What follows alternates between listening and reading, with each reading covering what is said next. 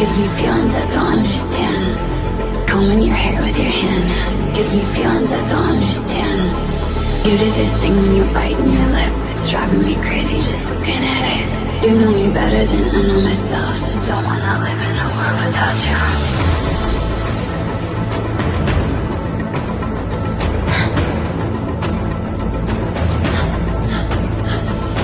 You do this thing when you're biting your lip, it's driving me crazy just looking at it. You know me better than I know myself. I don't wanna live in a world without you. World without you. Driving me crazy just looking at it.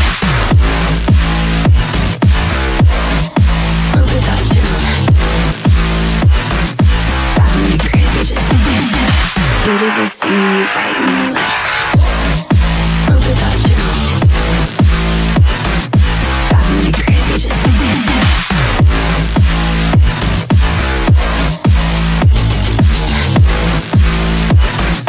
Driving me crazy just looking at it. Combing your hair with your hand gives me feelings I don't understand. Combing your hair with your hand gives me feelings I don't understand. You do this thing when you're biting your lip, it's driving me crazy just looking at it.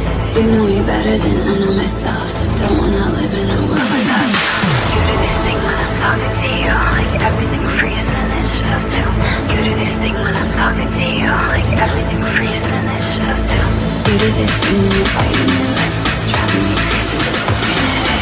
You know me better than I know myself. I don't wanna live in a world without you. Give it to me like world without you. Me crazy just looking at it. World without you. Driving me crazy just looking at it. You do this thing when you're biting your lip. World without you. Driving me crazy just looking at it.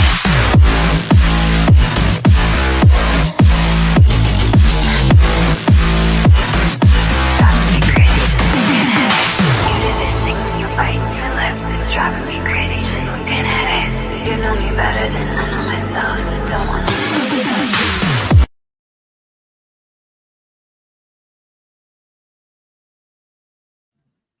Hello everyone. Hope all's good for everyone. Still hope everyone's good from the game on the weekend. Still, excellent result for us. Oh dear. I've been running about like a bloody headless chicken today. That's why I had to put the show on for another 15 minutes and got to do it at this time because a bit busy a bit later as well. Hopefully can get things out of the way and sorted. Don't like having to run about like a bloody headless chicken. Like Richarlison on the pitch for Spurs. But it's a different story. Well, with that game on Sunday, beating Man U, Old Trafford, I think that's about, what, third, fourth time we've done it in something like 25, 30 years. I don't know the exact number. But yeah, very broken Man U team, I know it. But a lot of people are asking the question now, did we just basically destroy them because they was that poor? No, Man U were poor, no two ways about it. But we were that good, we made them look shit as far as I'm concerned. And I think they looked better after they had a man sent off, basically.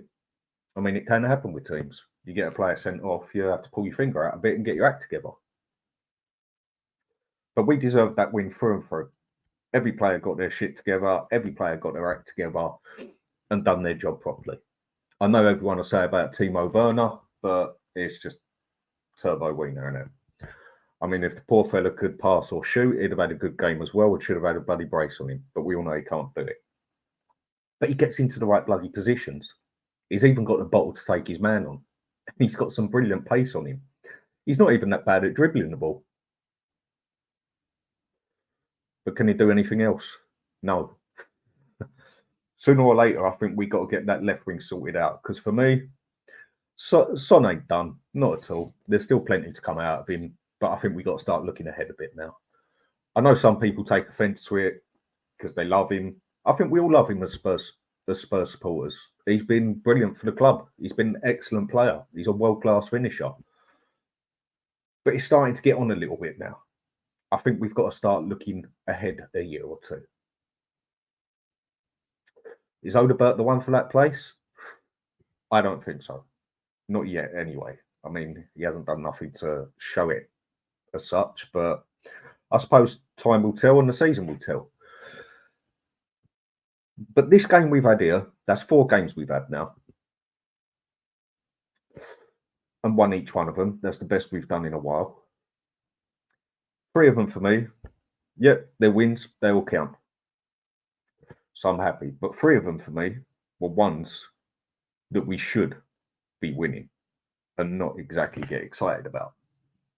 I mean, if we're going to be honest, Coventry, we should have destroyed them, and they absolutely nearly embarrassed us in nearly every way except beating us. That, I must admit, that definitely scared me for that. But then we went and got the other game against Brentford, and the other one against, I can't even pronounce the bloody name of it, Carrier-Bag, whatever they call themselves. I mean, Brentford, good game. I mean, we conceded in the first minute. I thought, here we go again.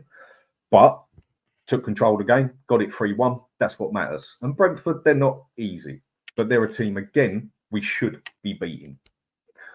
And the other 2 games, we should have walked that easily. I mean, that game against Carrier-Bag, I think we was lucky that they didn't actually have a player that could put it in the back of the net. But either way, those 3 wins are 3 that we should be winning quite easily. That game against Man U, even though they're pretty broken and their manager, who everybody slates, is a shit manager, yet you could say he's got a better record than any manager that's been at Spurs in 25 years. And also, he's outdone Chelsea, he's outdone Liverpool in the past 2 years. I mean, 2 cups back to back. But he's a shit manager. He's not very good with the team, not in the league, but he's still got 2 cups. Either way, going to Old Trafford and getting a 3-0, that's not easy. One of the worst places for us, along with Stamford Bridge, along with Anfield. I'd say they are the 3 worst places for us to go.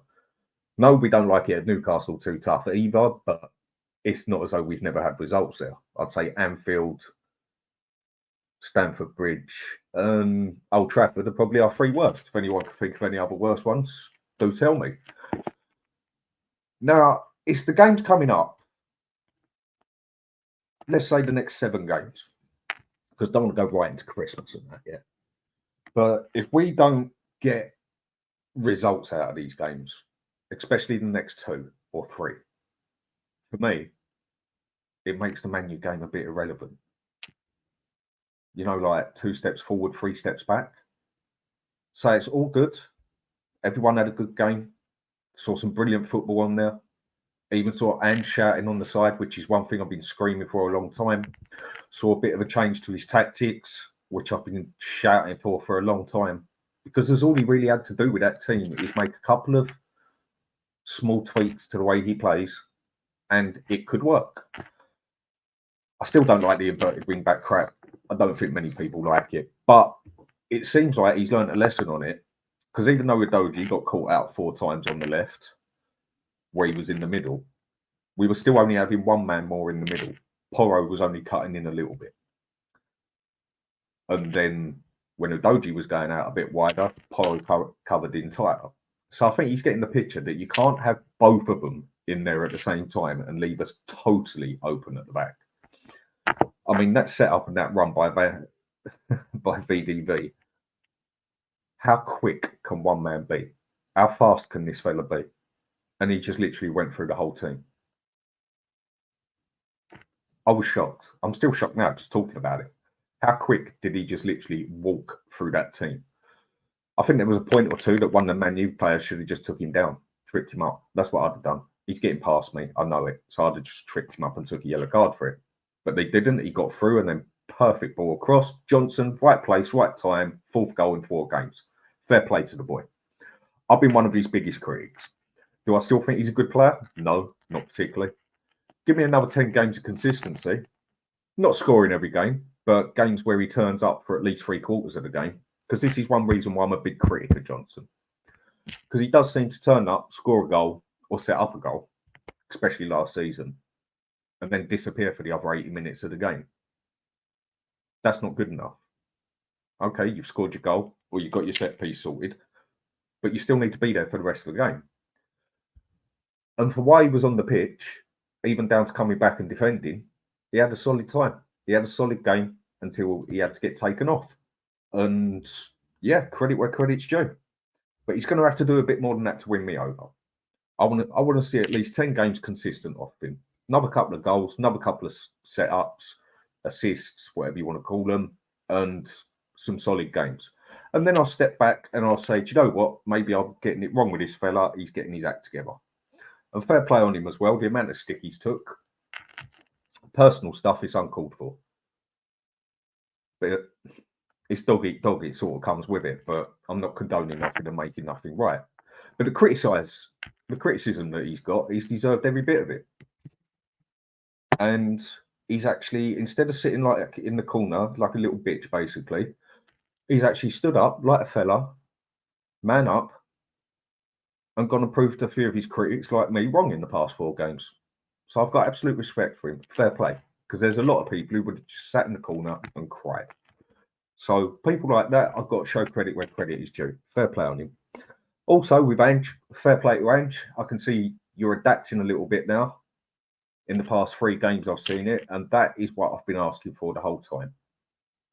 Do I still think this style of football could win a league? No, I don't. Because I still think you'll concede too many goals. But I've said for a while now, I think it could still win us a cup. Now, if the players start going and we start playing like we did against Man U, why is a cup out of the question? I mean, what cup should we put it in for most? Because I don't think we've quite got a squad to give everything in every competition. Obviously, we want to win them all, so we go for it the best we can. But I don't think the squad's quite enough depth on it yet to do that sort of thing. I definitely want to go all-ins for that Europa Cup. Everything. If that means we finish 8th or 9th in the league, out the other cups, but we go and win that Europa, I'll be more than happy. Tell you what, I'll be more than happy with a League Cup. We haven't seen nothing at Spurs for bloody how long now. So any cup is a good cup. But I'll come to the games in a minute. And a couple of other points that just checking up on the Spurs news and that. Oh, maybe a couple of interesting ones, but I'll get to them soon. I'll just say hello to a few people. And Eugene, how we doing, mate? Hi, everyone. Big up. Leave it out. Yes, totally agree with you. Hope everything's good with you, fella. And Tony, big up Dan and chat. Big Tom, sorry, I was looking at one below. Big up Dan and chat. Big up to you, mate. Tony, there we are. Big up Dan and possible guests and the chat. Ange out, leave it out. I think we get to that one in a minute about Ange. And Badder, need to see more consistency from Spurs and more shows from HotspurHood. Just joking. Big up Dan and everyone. Big up to you too. I can only do so many, mate, because it's more of a medical thing. If I do this too many times and go on other people's shows too much, it does me no favours. And I overdone it last time doing 3 or 4 4-hour shows days in a row and then going on someone else's show that night. No, sometimes I have to back off a little bit for the unhealth and that. But I will do shows as I can, basically. So, and Mark, big up Dan with your sexy snakes. Well, here's one of them. Mystique. Got to feed her soon, so she's definitely out, and you can see she's hungry. See, you just stay there and stay warm. You can definitely tell she's hungry. Look, the shape she's making. She wants to find something. She wants to eat it. Yep, they're in the fridge. I'll make them for you. Got to get some rats. Boil them up in some water, and she'd be more than happy with that. Anyway, carrying on with that, Phil Coys and Ange, leave you out. Big up to you, mate. Paul 123. Big up Dan Coys. Big up to you too, mate. And also Benton Stedo. Mate, I get names wrong all the time. Just take it as I said it. And United are Dusty and Suit and Koeman. Yeah, they definitely don't look great, do they? But again, I still think we made them look that poor. We were that good. I think we made them look absolutely shit. Yes, they were poor, but and Mark Swift, Snake O'Clock, yep, and Sabby, big up Dan, big up to you too, and Savcap, big up Dan, big up to you, and Howlin, Mad Murdoch, big up Dan, and in the chat, big up to you too, mate. Kind of fidgety today, ain't you? She usually just wraps around my neck and sits there. And diving into Destiny, big up Dan, big up you, mate. I mean, anyone, give me your opinions on the game. Is this just a one-off game, do you think? Or do you think we can actually get what I want out of this? And that's some consistency, which I think what we all want and what Tottenham definitely need. Some consistency here now to make sure this isn't 2 steps forward, 3 steps back. And Brian, great performance from Spurs. Big up to you, mate. And yes, it was excellent. Pretty much every player bar Werner was definitely worth an 8 or a 9. I think that can be one of the best games I've seen us play under Ange. I'll say that's the best game I've seen us play since we beat Villa away 4-0. Personal opinion there. Because after Villa 4-0, it all fell to pieces again.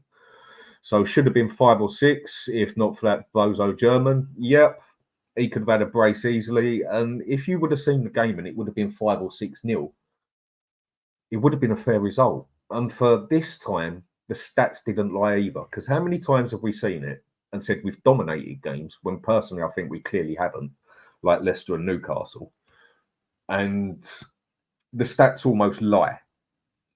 And where we have so much possession of them, it almost looks like we've dominated a game.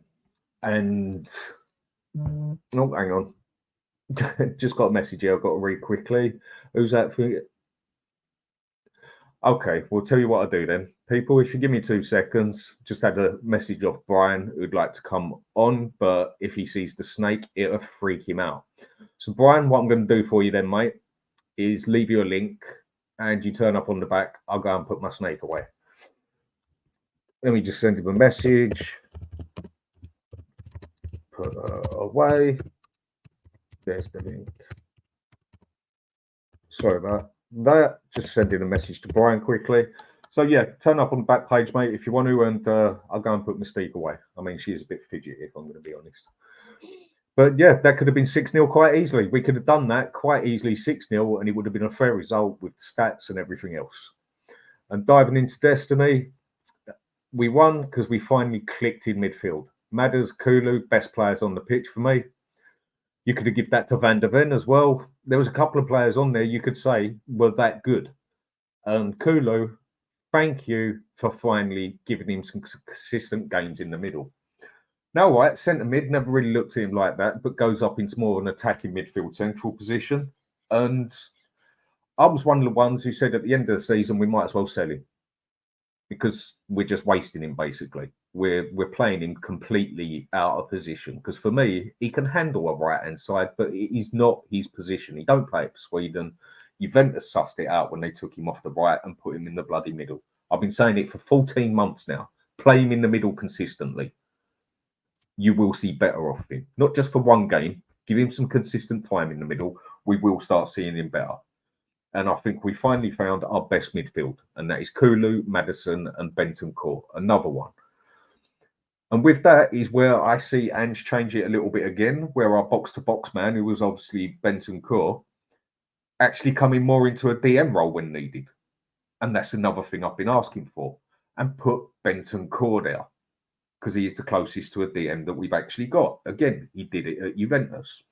Different sort of style, more of a deep-line playmaker. But, I mean, we've got rid of Skip and Højbjerg now. So, okay. I'll do it now.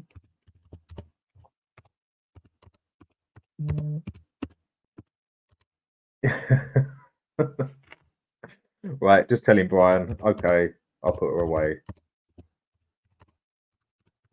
Now, there we go. As Brian wishes to join the show, if you give me 2 minutes, people, sorry, I've just got to put the snake away so Brian can come on. So literally 2 seconds. I'll just put it away.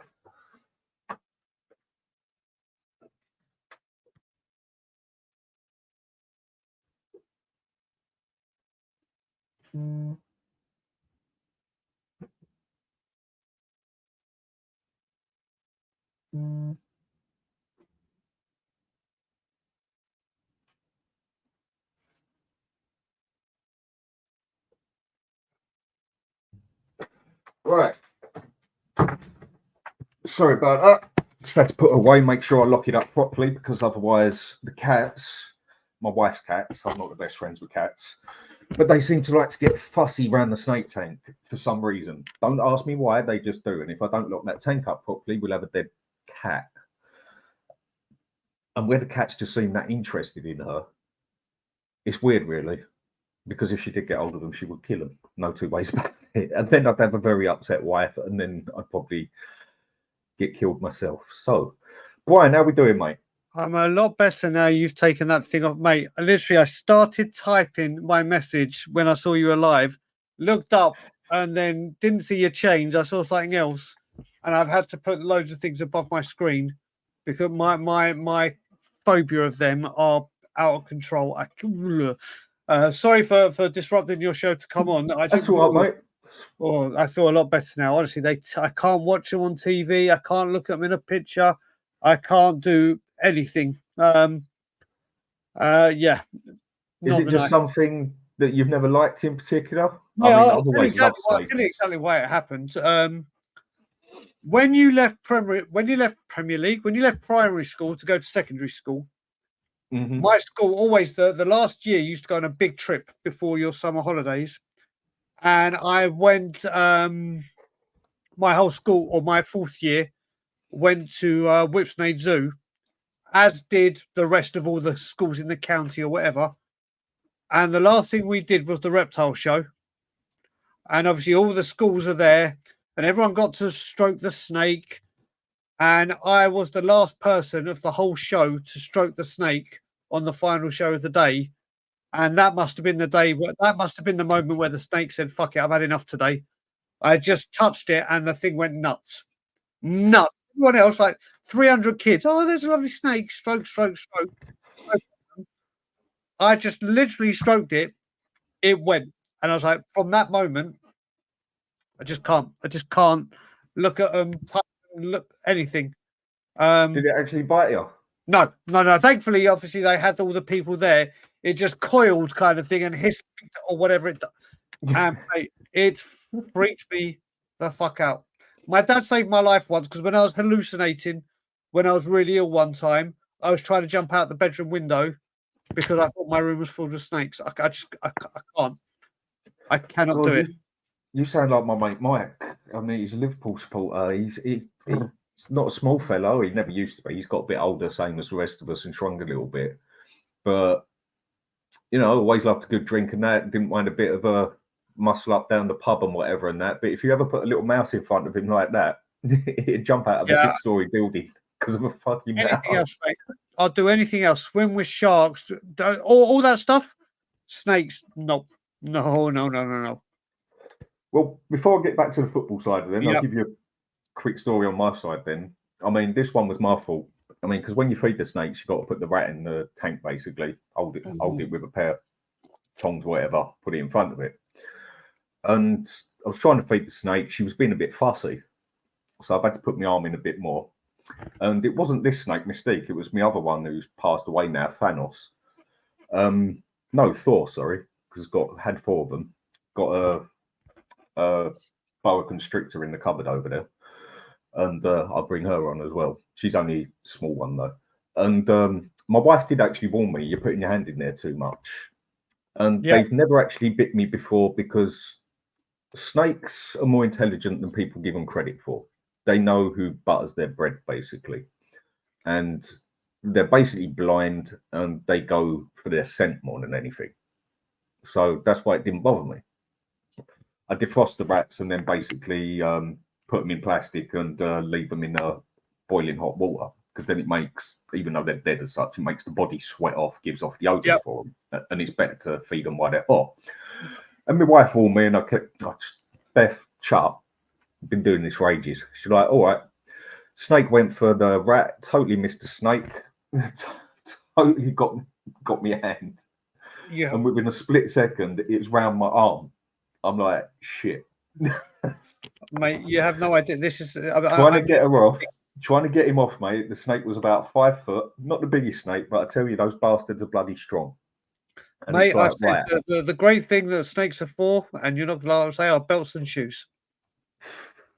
And it was like, right, how do I get him off of me now without having to literally pull him off and rip his teeth out at the same time?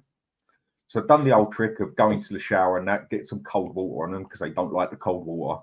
They don't like it. No, he tightened up and he was not letting go. Squeezed his head as tight as I could because it makes them open their mouth and that. But where his teeth were so locked into me, I couldn't get him off. So in the end, I literally had to rip him off, which took his poor teeth out, but they do grow back on snakes. And me and my wife had to literally, with every bit of strength, unwind him off of me and put him back in the bloody tank. Mate, I'll tell you the other. This happened. Well, you know when the World Cup was the last World Cup when it was in Qatar, I was doing a watch along for We Are Tottenham TV.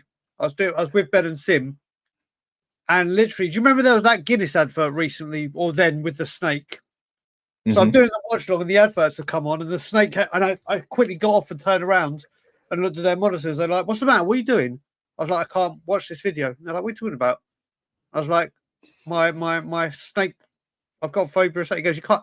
And they were taking the piss out of me for ages. I can't do it. I can't.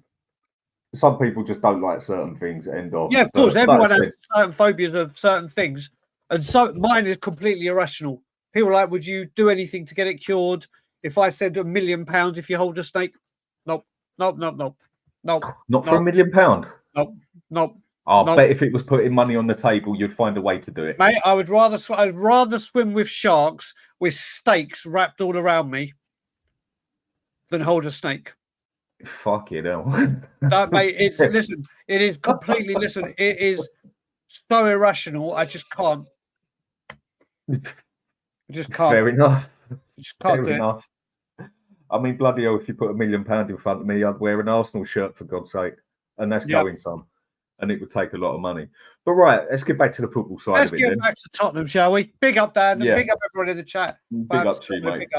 So, give us your opinion on the whole game on Sunday then. Listen, I'm going to say it how it is. Listen, I think Tottenham Hotspur were absolutely magnificent. But seriously, I honestly think if they had 12 or 13 men, we still would have battered them. Listen. People will say it was a shit Man U team, and it was a shit Man U team. But we've gone and played shit Man U teams there and lost. Player for player, they're not poor though. They're not, mate. Not on the paperwork, but as a team, they just don't seem to work. I think we were absolutely magnificent, as you know, and you'll know better than most, Dan, because you've done so many streams with me. How much I've backed Brennan and defended him. Listen, you cannot argue. Listen, can he play better? Probably, yeah. Actually, definitely. 4 goals in 4 games and an assist. I think that was his best game in a Spurs shirt. I think. I'm in the way now where when there's something negative or I believe there's something that's wrong, I'll say it. But yes, Sunday I think we were absolutely magnificent. I really, really do. Based on just that game, it was incredible. It was incredible. It was. Just a quick reply here on Cold Shot. Cats have a faster reaction than snakes. I think a snake would have a tough time. I'll just tell you on that one, mate, it wouldn't. Because the 3 cats we've got, my wife's got, especially one of them, he is dickhead enough to go right up to the snake's face. Because he's that interested. And when a snake strikes, a cat ain't quick enough to get away, mate. Trust me. These cats we got, they're not, let's just say they're not the sharpest, and they would lose. But yeah, that game, I mean, I think they were better when they went down to 10 men personally. And like you say, if they would have had 15 on there, I think we was out for the kill, mate. We went for them. We took it to them. I think the other thing that helped us as well is the fact that their style totally suited ours. It was exactly how we want a team to play against us. And it definitely worked. I mean, if you want to be picky about it, there's certain things you can pick out from the game and whatever. There's always a few bits that you can. But I haven't really got nothing to complain about on there. Johnson, gone, Dan, sorry. Johnson, like you said, I've been one of his biggest critics. That's 4 games, 4 goals. Yeah, all right. Whether they're tap-ins or not, I don't really care as long as he scores the bloody goals. And he's done it. And 2 of them are definitely mattered because 2 of them have saved us a game, basically. And those 3 wins that we had against, what was it, Brentford, Carabag and Coventry, 2 of them, we should be doing them piss easy anyway. Yeah. But 3 wins is still 3 wins. We've done it. That's what matters. And we've finally done it against a so-called big team, which reputation-wise, they're still definitely in the big 6. But how they've done the past couple of years, no, they're not. But it's another thing that we said about him, that he never scores against the top 10 team as such, let alone the top 6 team. Correct. And what made me laugh is that there people saying they're not a top team because they're 13th. If you ask anyone, are Manchester United a big team? Yes, they bloody well are. They're going for it. Yes, they're a massive team. And one also, of the biggest in the world. When people are saying he scored 4 in 4, yeah, they're tap-ins, yeah, they're this. Would you rather that he didn't score them now? Is this what we're doing? We'd rather that that tap-in wasn't a tap-in and he didn't score. If that cross from Van der Ven had got in and Johnson weren't there, people would be going, oh, for fuck's sake, where was Johnson? Why ain't he cutting in? Why isn't he there? Listen, I also look at it now. That game, there were so many positives to take from it.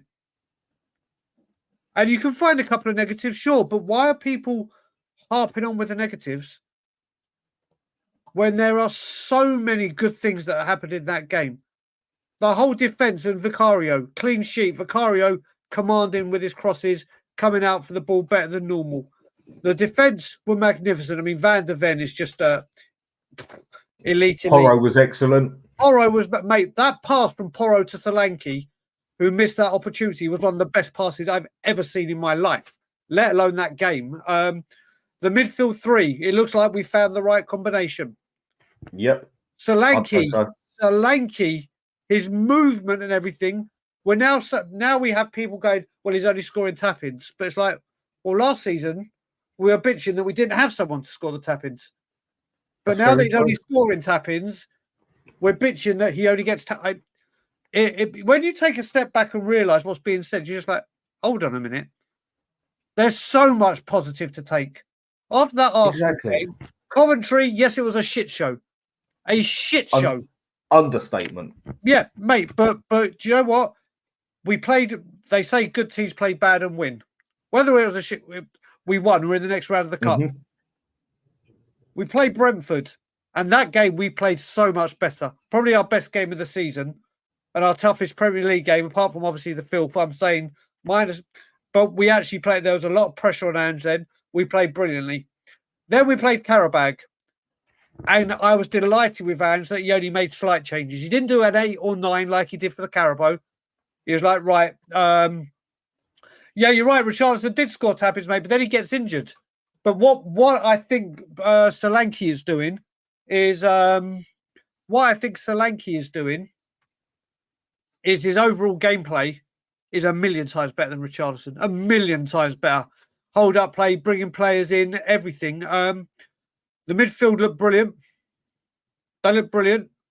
Johnson's there's just so many positives to take. There are so many positives to take.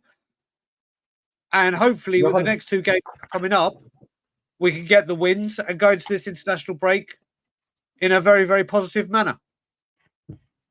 No, you're 100% right. I mean, I'm always one that even if we went and won it 6-0, I will still look at some bits that need to be fixed. Because for me, that is how you make something better. And it's something that Ferguson put in his autobiography as well. When it's all going right and everything's going right, you leave that side alone. When there's still some things going wrong, you focus on that because you fix them and you get better overall. So I can understand, because I'm one of them who will pick at certain points, but overall, I've got nothing to complain about. There's still definite room for improvement in there, 100%. I don't think anyone really thought we was going to Old Trafford and doing it 3-0. Yeah, well, people in the Buddha are like, we're going to get battered, we're going to lose, we're going to do this, we're going to do that. We won. But the other thing, and you deserve a lot of credit for this, Dan, you deserve an immense amount of credit for this, because like Simon Hill just said, you've been screaming for Kulu to go central. You had been screaming and screaming and screaming and screaming about it. And it was by Jesus Christ, he's a machine at the moment. He's an absolute machine. And I've been critical of him when he's out wide. But that's it. He's been amazing. Like I said, Dipstick Rodney. I agree. Listen, I'm taking this game as very, very positive. I'm not taking it now. Oh, we're winning the league. We're getting top 4. We're going to do this. We're going to do that. I'm solely talking about that Manchester United game. Nothing more, nothing less. Was fantastic. Now we have to. We don't do it against Brighton and Fenerbahce. It was like, well, that's what we're capable of. Why haven't we done it there? But that was a lot better than anything we've seen this season by a mile. It's the best I've seen since we've done Villa 4-0. Yeah. Yeah. I mean, that's definitely what I'd say on it. It's the best I've actually seen us play as a unit, as a team. Yep. I'd even go as far to say that is probably the best game I've seen us play under Ange. I mean, that Villa game, 4-0, very good. But I think we looked more complete in this game than we did against the Villa. Okay, we beat Villa away 4-0. You could say it's a better result because they are better than Man U at the moment. But I'd still say this is the game where I've seen us look the most complete as a unit, as a team. Great. In literally every position. And yeah, you can argue Werner, but he was still getting in the places. He was still being part of the team. But he was definitely the letdown, as he always is. But I still don't even think he had a terrible game. So would you say that's probably the best you have seen us play under Ange? I'm a little bit biased, but I say this because I went away last season to Burnley 5-2. And yes, it was Burnley, not Manchester United, but the atmosphere in that ground that day as an away fan was absolute, like it probably was at Old Trafford. And also the 2-2 at the Emirates, just because of how well we played there. But for a complete performance, 100%. 100%. I mean, the first half, I think it resembled when we lost to Chelsea at the end of that 10-game win or unbeaten run. That first half, before all the crap happened with the sending off and Van de Ven injury, we were playing some incredible stuff. That Man U game, that first half was exceptional. That game against Arsenal, it was a good second half we had, not a good first half. Yep. Wasn't it? A very good second half. The 2-2 at the Emirates last season, we were very good. Like coming back from 2 goals, or each goal a deflection, a dodgy penalty.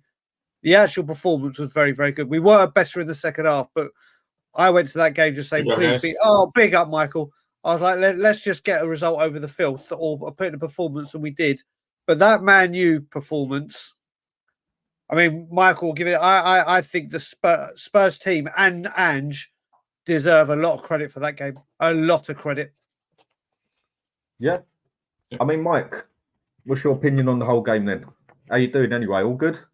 Yeah, all good. I couldn't jump on any earlier shows because I was busy during the weekend and at the beginning of this week. So yeah, I saw that you were live on the show. So I know that whenever I send a comment, you send me the link. So I kind of just gave a comment and waited, and here I am. Yeah, generally all good, right? But I've been listening to plenty of shows, and not only like from our fans, but also from like different channels, different fan bases, right? And I honestly, I have to say, as critical as I've been of Ange and his tactics and some of the choices in terms of like players and all that, right? I think it's mad how now the narrative has shifted from us actually putting in a good performance to no, it's United are shit. We are still shit, but United were shitter, right? It's I like to criticize when the criticism is needed, but I also like to praise where praise is like deserved, right? Credit where credit is due, basically. Yeah. And as much as I said, I don't rate United, right? I have a lot of time to watch many games. I've watched like.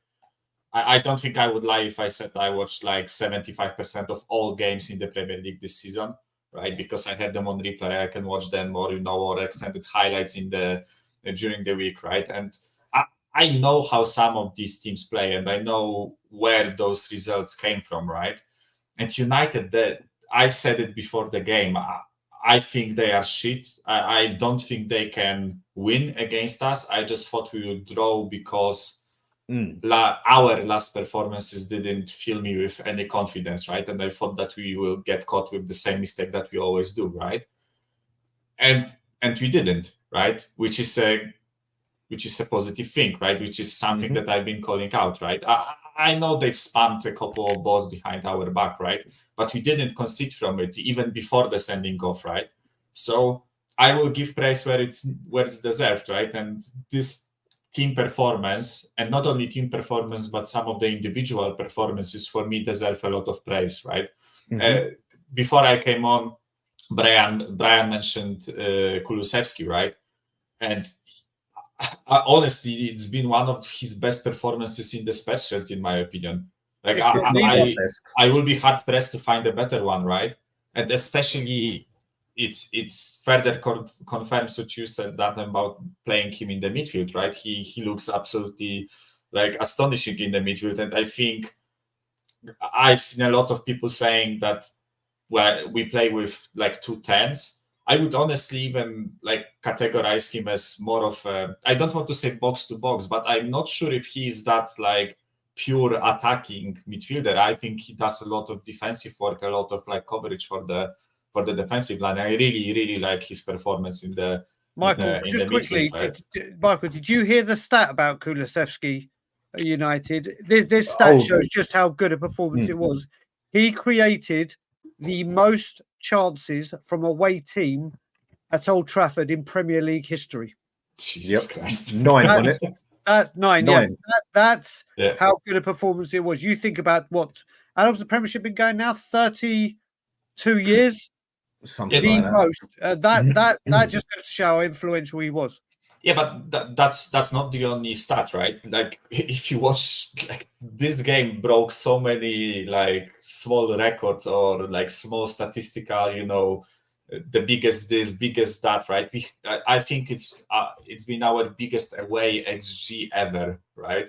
I think it's been like we scored more goals than United at Old Trafford this season. We had more XG than United at Old Trafford this season. Like when you look at all this stuff, right?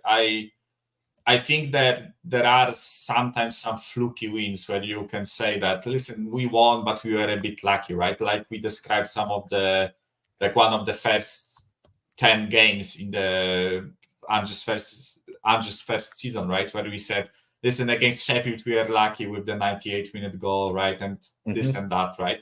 I honestly, throughout the 90 minutes, I didn't feel threatened to lose the game. I didn't feel like we were going to concede maybe bar 1 or 2 chances. But listen, you cannot play a perfect game, right? It really doesn't happen. Very rarely. It doesn't concede any chances, right? It rarely happens that the opposing team has 0 shots on your goal, right? So, like, we are going to concede a chance a game, right? But it wasn't like a clear-cut, Vicario masterclass, and our defense shitting themselves, right? So I honestly think it's been a really, really good performance, right?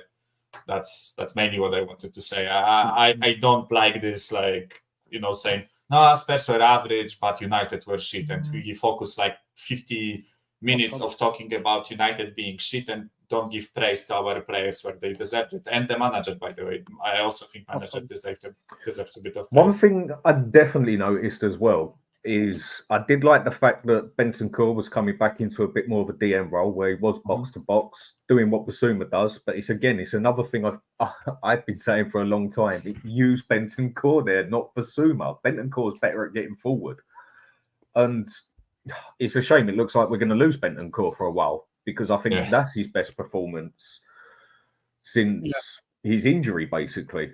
I mean, we said that about his last game, and this game, he was even better. Like I say, the whole team was complete, basically. And even at one point, when they had the pressure on us for, I'd say, about 15 minutes, it looks like we almost dropped back a bit because we almost wanted to. And what I mean by that is, we had to, but we still didn't all of a sudden, like we have done, which is conceded us goals with that in those situations and gone kamikaze, get the ball up there. It looks like we actually took the foot off the gas a little bit because we wanted to, because we wanted to keep control of the game. And, take a little bit of pressure, keep it cool, and then bang, go at it again. And that's another thing I think a lot of us have been screaming at Ange to do. Not just go all out kamikaze football, but also, for me, a good team, every great team has a solid defence. And you have to know, either where you've been Man City, Liverpool, Man U over the years, bloody Chelsea, you've got to know there is a time and a place where you do actually have to come back. I know they say the greatest form of attack, defence is attack. Yep. But sometimes you've got to sit back and take it. When it's on you, you've got to have the man in you. You've got to have the knowledge in you to sit back, take it, and then take the advantage when it comes. Like teams basically do with us. Yeah. And at times you have to do that. And it actually looked like we did that. Yeah, we had to because they forced it on us as such. But we actually looked like we'd done it willingly as well. If you get where I'm coming from? Yeah, I do indeed. Yeah, and other than the Casemiro chance that they created in that 15-minute period, I don't think they created a clear-cut chance or anything, right? So also I have to say that I was a bit, I don't want to say pissed off, but it was a bit disappointed that we didn't put our foot on the neck and really go for the kill, if you know what I mean, right? But I understand that we played on Thursday. We had to conserve a bit of energy, which for me is intelligent game management, right? As you said, you don't have to go gung-ho for 90 minutes, right? Because I actually think they could have been dangerous still from the counter if we weren't careful, right? But I was really happy that we didn't basically shit ourselves when they put a bit of pressure, right? Because that's prime Spurs, right? That was still in the back of my mind a bit, right? That when they put pressure on us, even though it's 10 versus 11, even though we are 2-0 up, I still had it a bit in the back of my mind that, listen, they put pressure on us and we'll shit ourselves, concede, and then all the narratives will be, listen, Spurs went to Old Trafford, were playing against 10 men and drew 2-2, right? I didn't want this to happen, and thankfully it didn't. And honestly, other than Werner, but listen, we know about Werner, right? Other than Werner, for fuck's sake, other than Werner, too many R's, sorry. I don't think there is a player that we could criticize yesterday. I think the goalkeeper played well, centre backs well.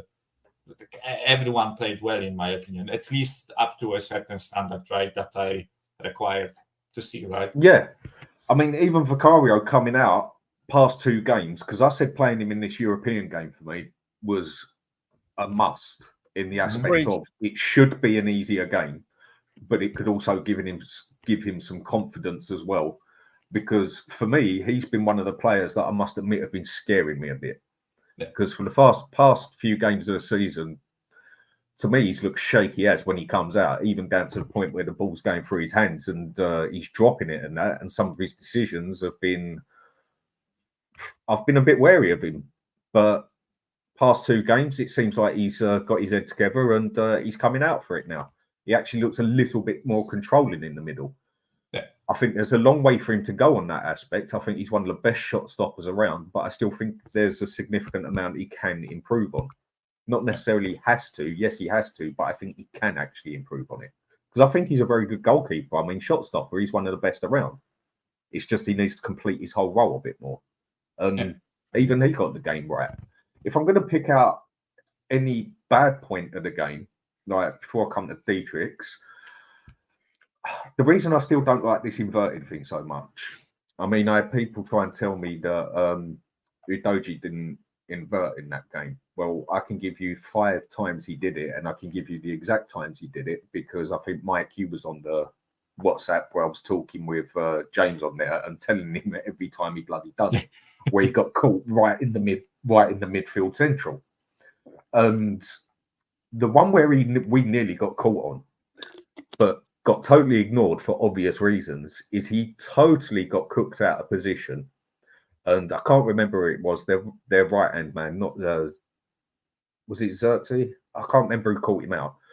Literally caught him, got past him because he was cut so far in, but then Van der Ven came forward, saved his arse completely, and then just took it up the other end of the pitch, passed it across, and it went in the back of the goal.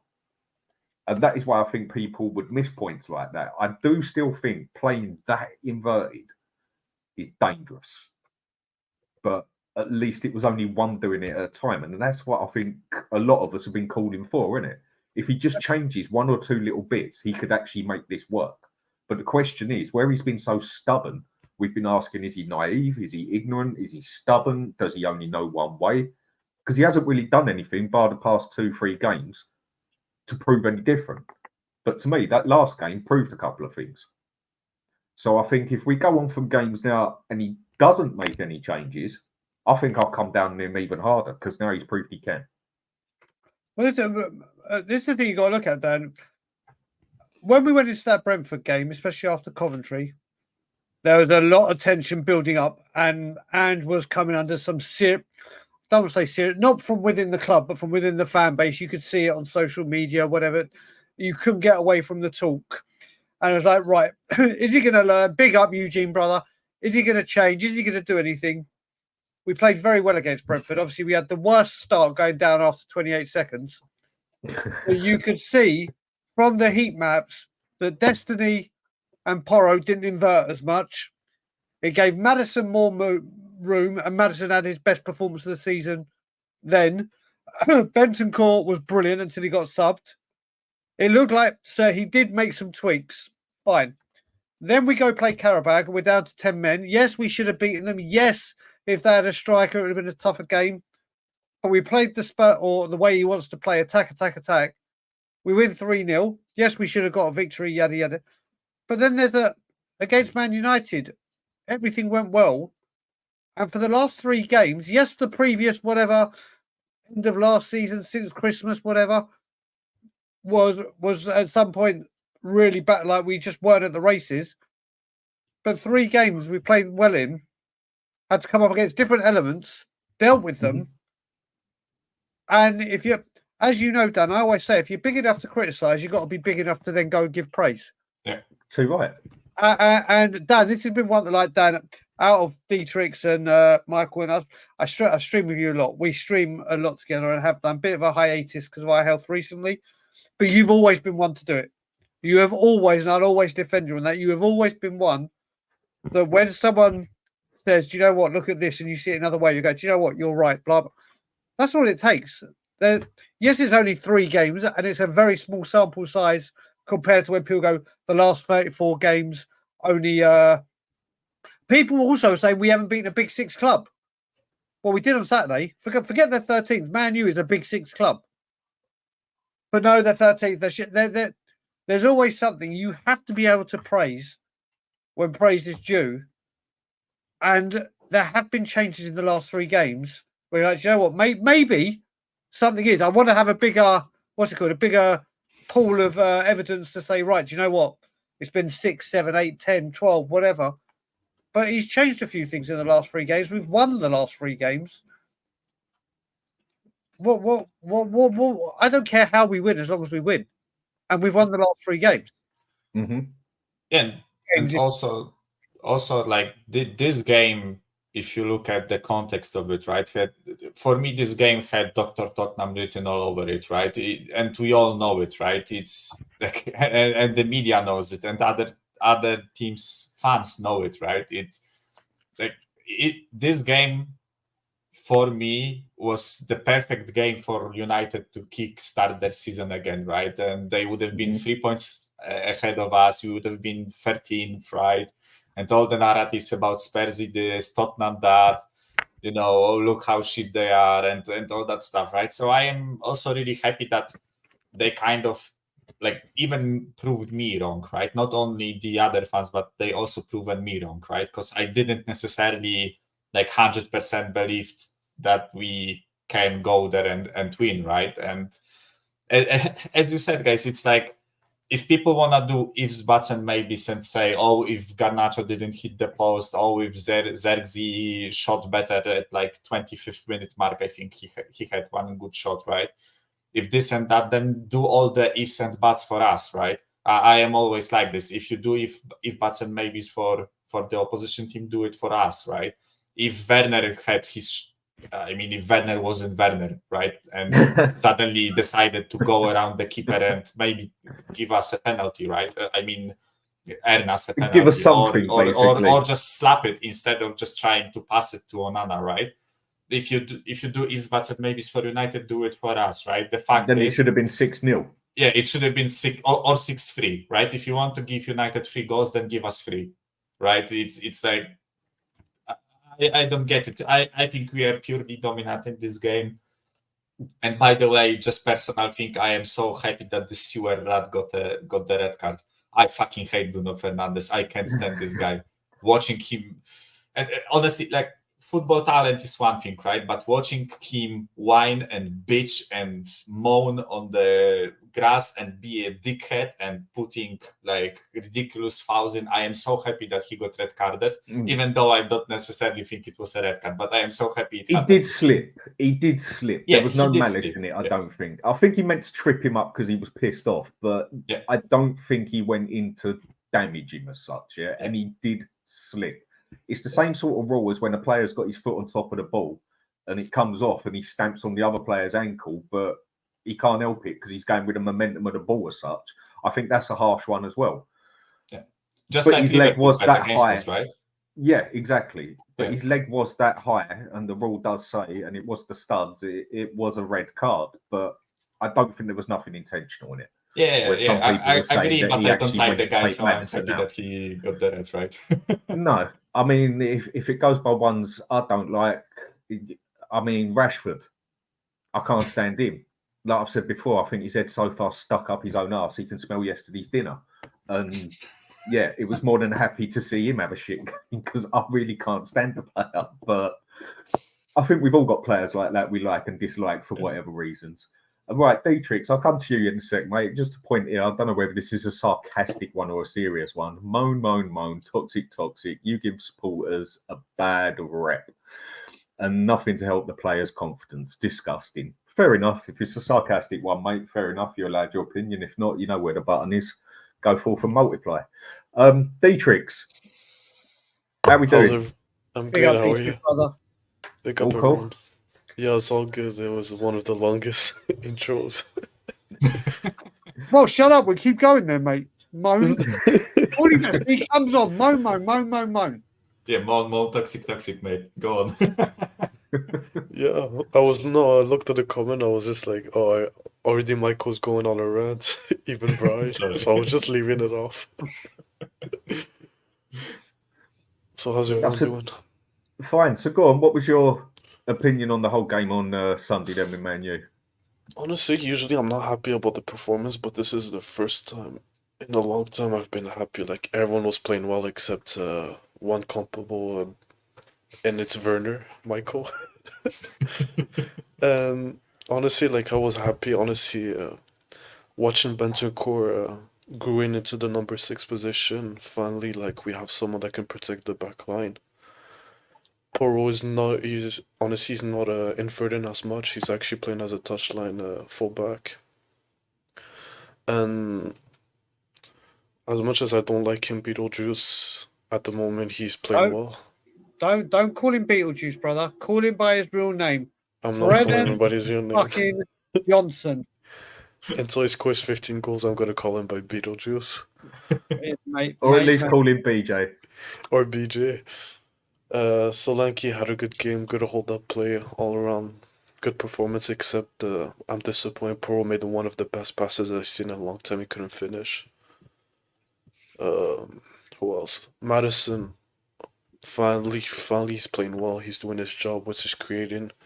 Kulusevski, me and Dan had so many debates saying, like, I don't like him, I want him sold, but now he's being one of the best center mids in the whole league.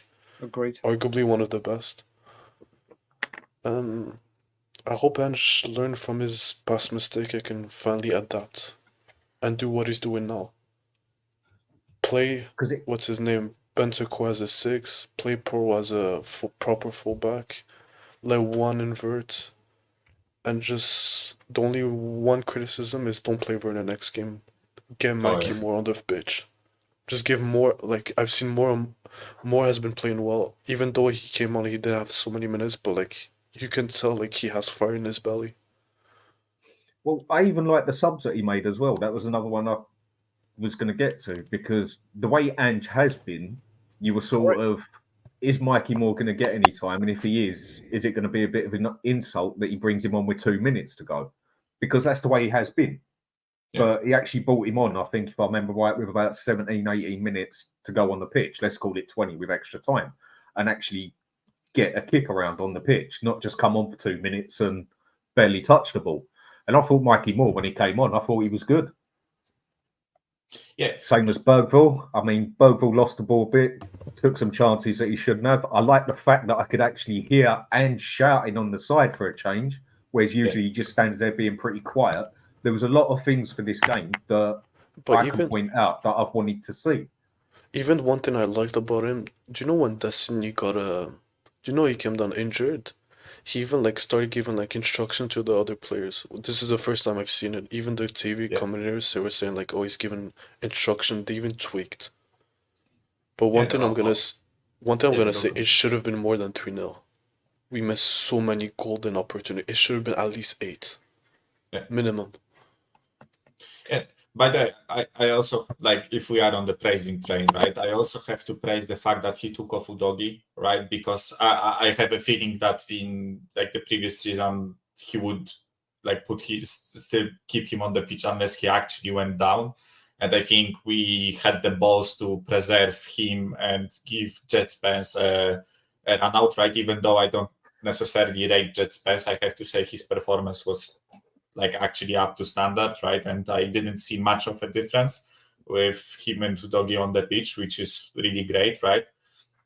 And also because I was fucking fuming at Werner after this game, right? And I was like writing with my brother, and I said that, listen, imagine if Mikey Moore got the chance from the beginning, he definitely would have scored those goals, right?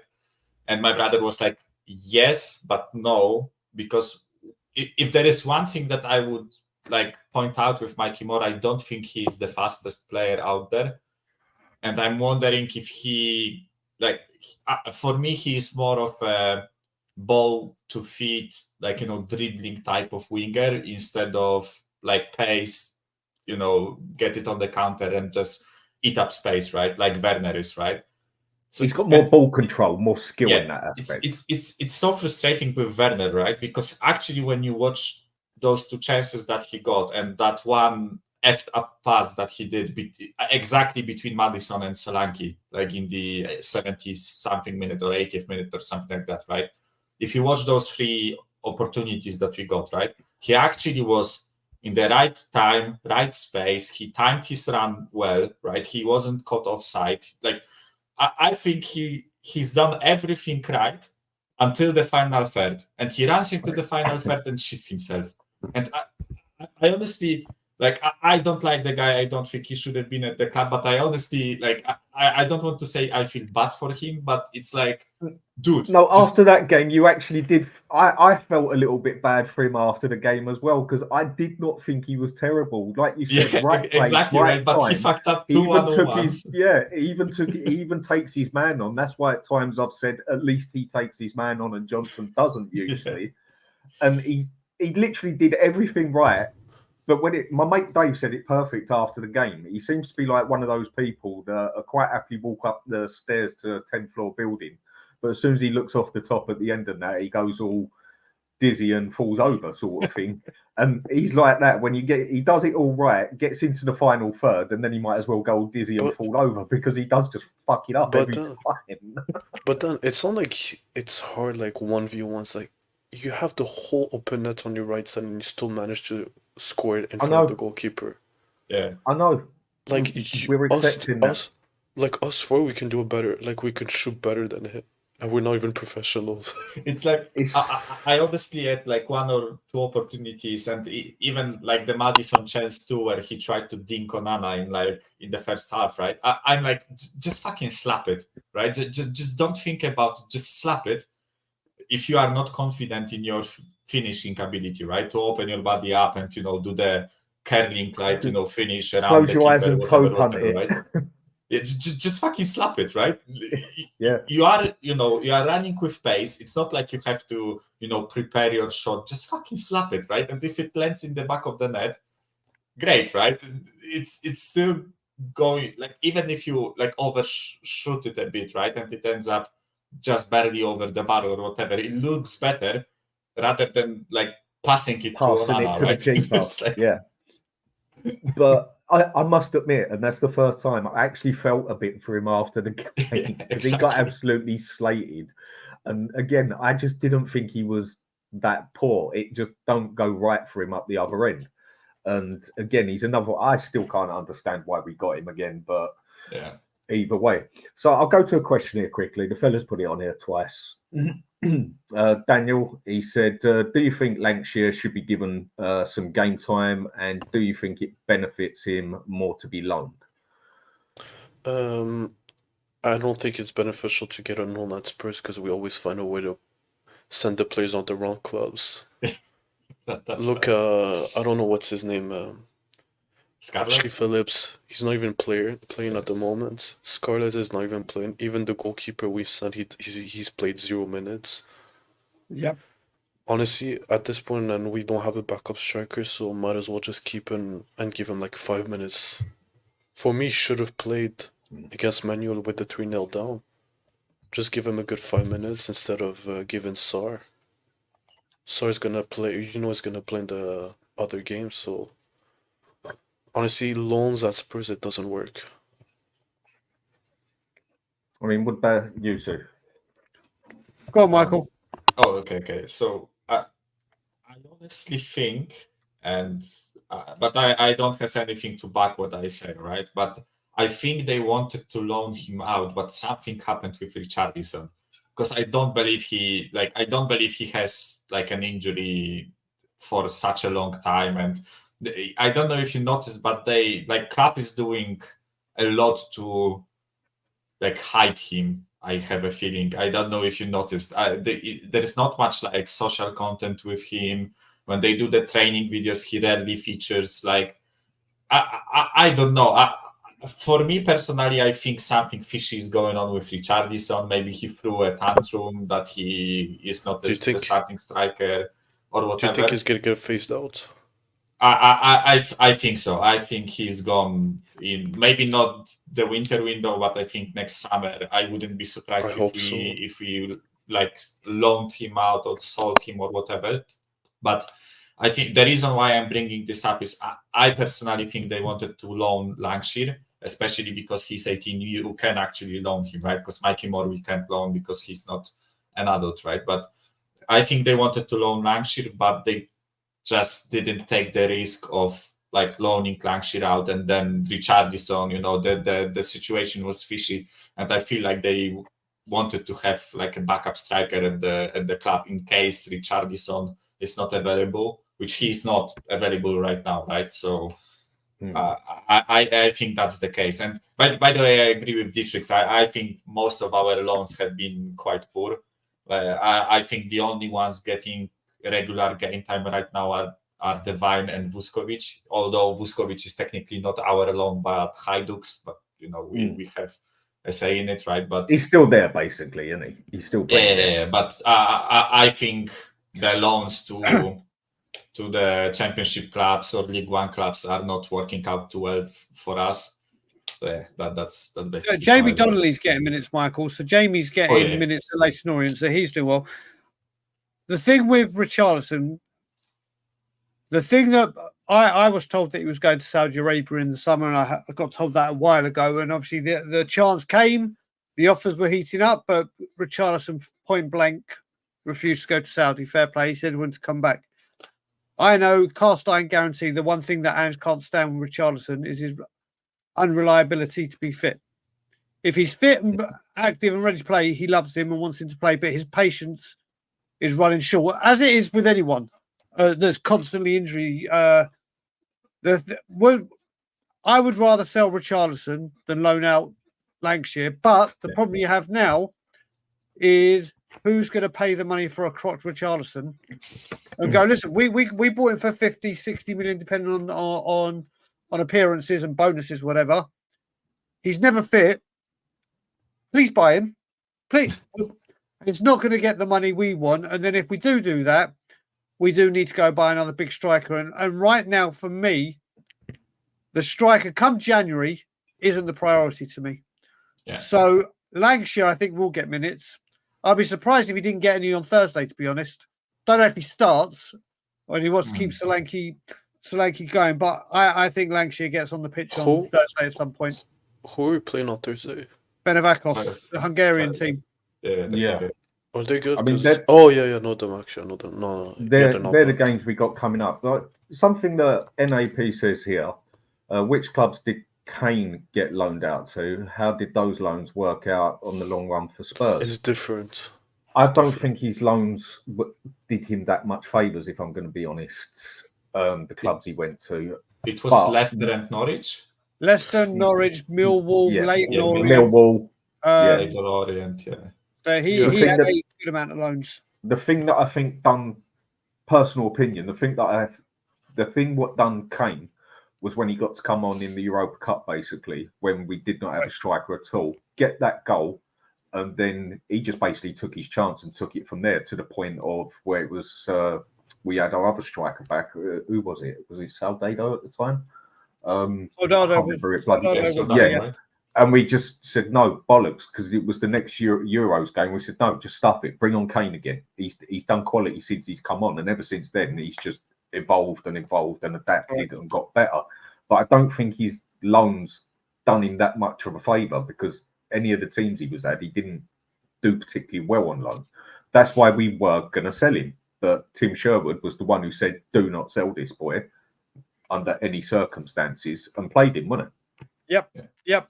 Well, but what NAP's saying is right. Sending him out on loans didn't benefit him in any way. Didn't benefit Tottenham in any way, apart from getting him out the door and getting regular minutes. It didn't benefit Spurs in one bit. Not one of those loans did he come back and go, right, yeah, do you know what, Harry, that they can see what they obviously saw coming through. It was staying at Tottenham. They held the don't get this bit. Lancashire's a beast. Lancashire is going to be one hell of a player. Obviously, I'm not going to go, he's the next Harry Kane, because I don't do that. But he's going to be one hell of a player. But honestly, I just don't get it. Why would we send him in Championship? Like, send him to other leagues, like the German, the Spanish, the French league. Like, you learn better than going in the Championship. There's no point.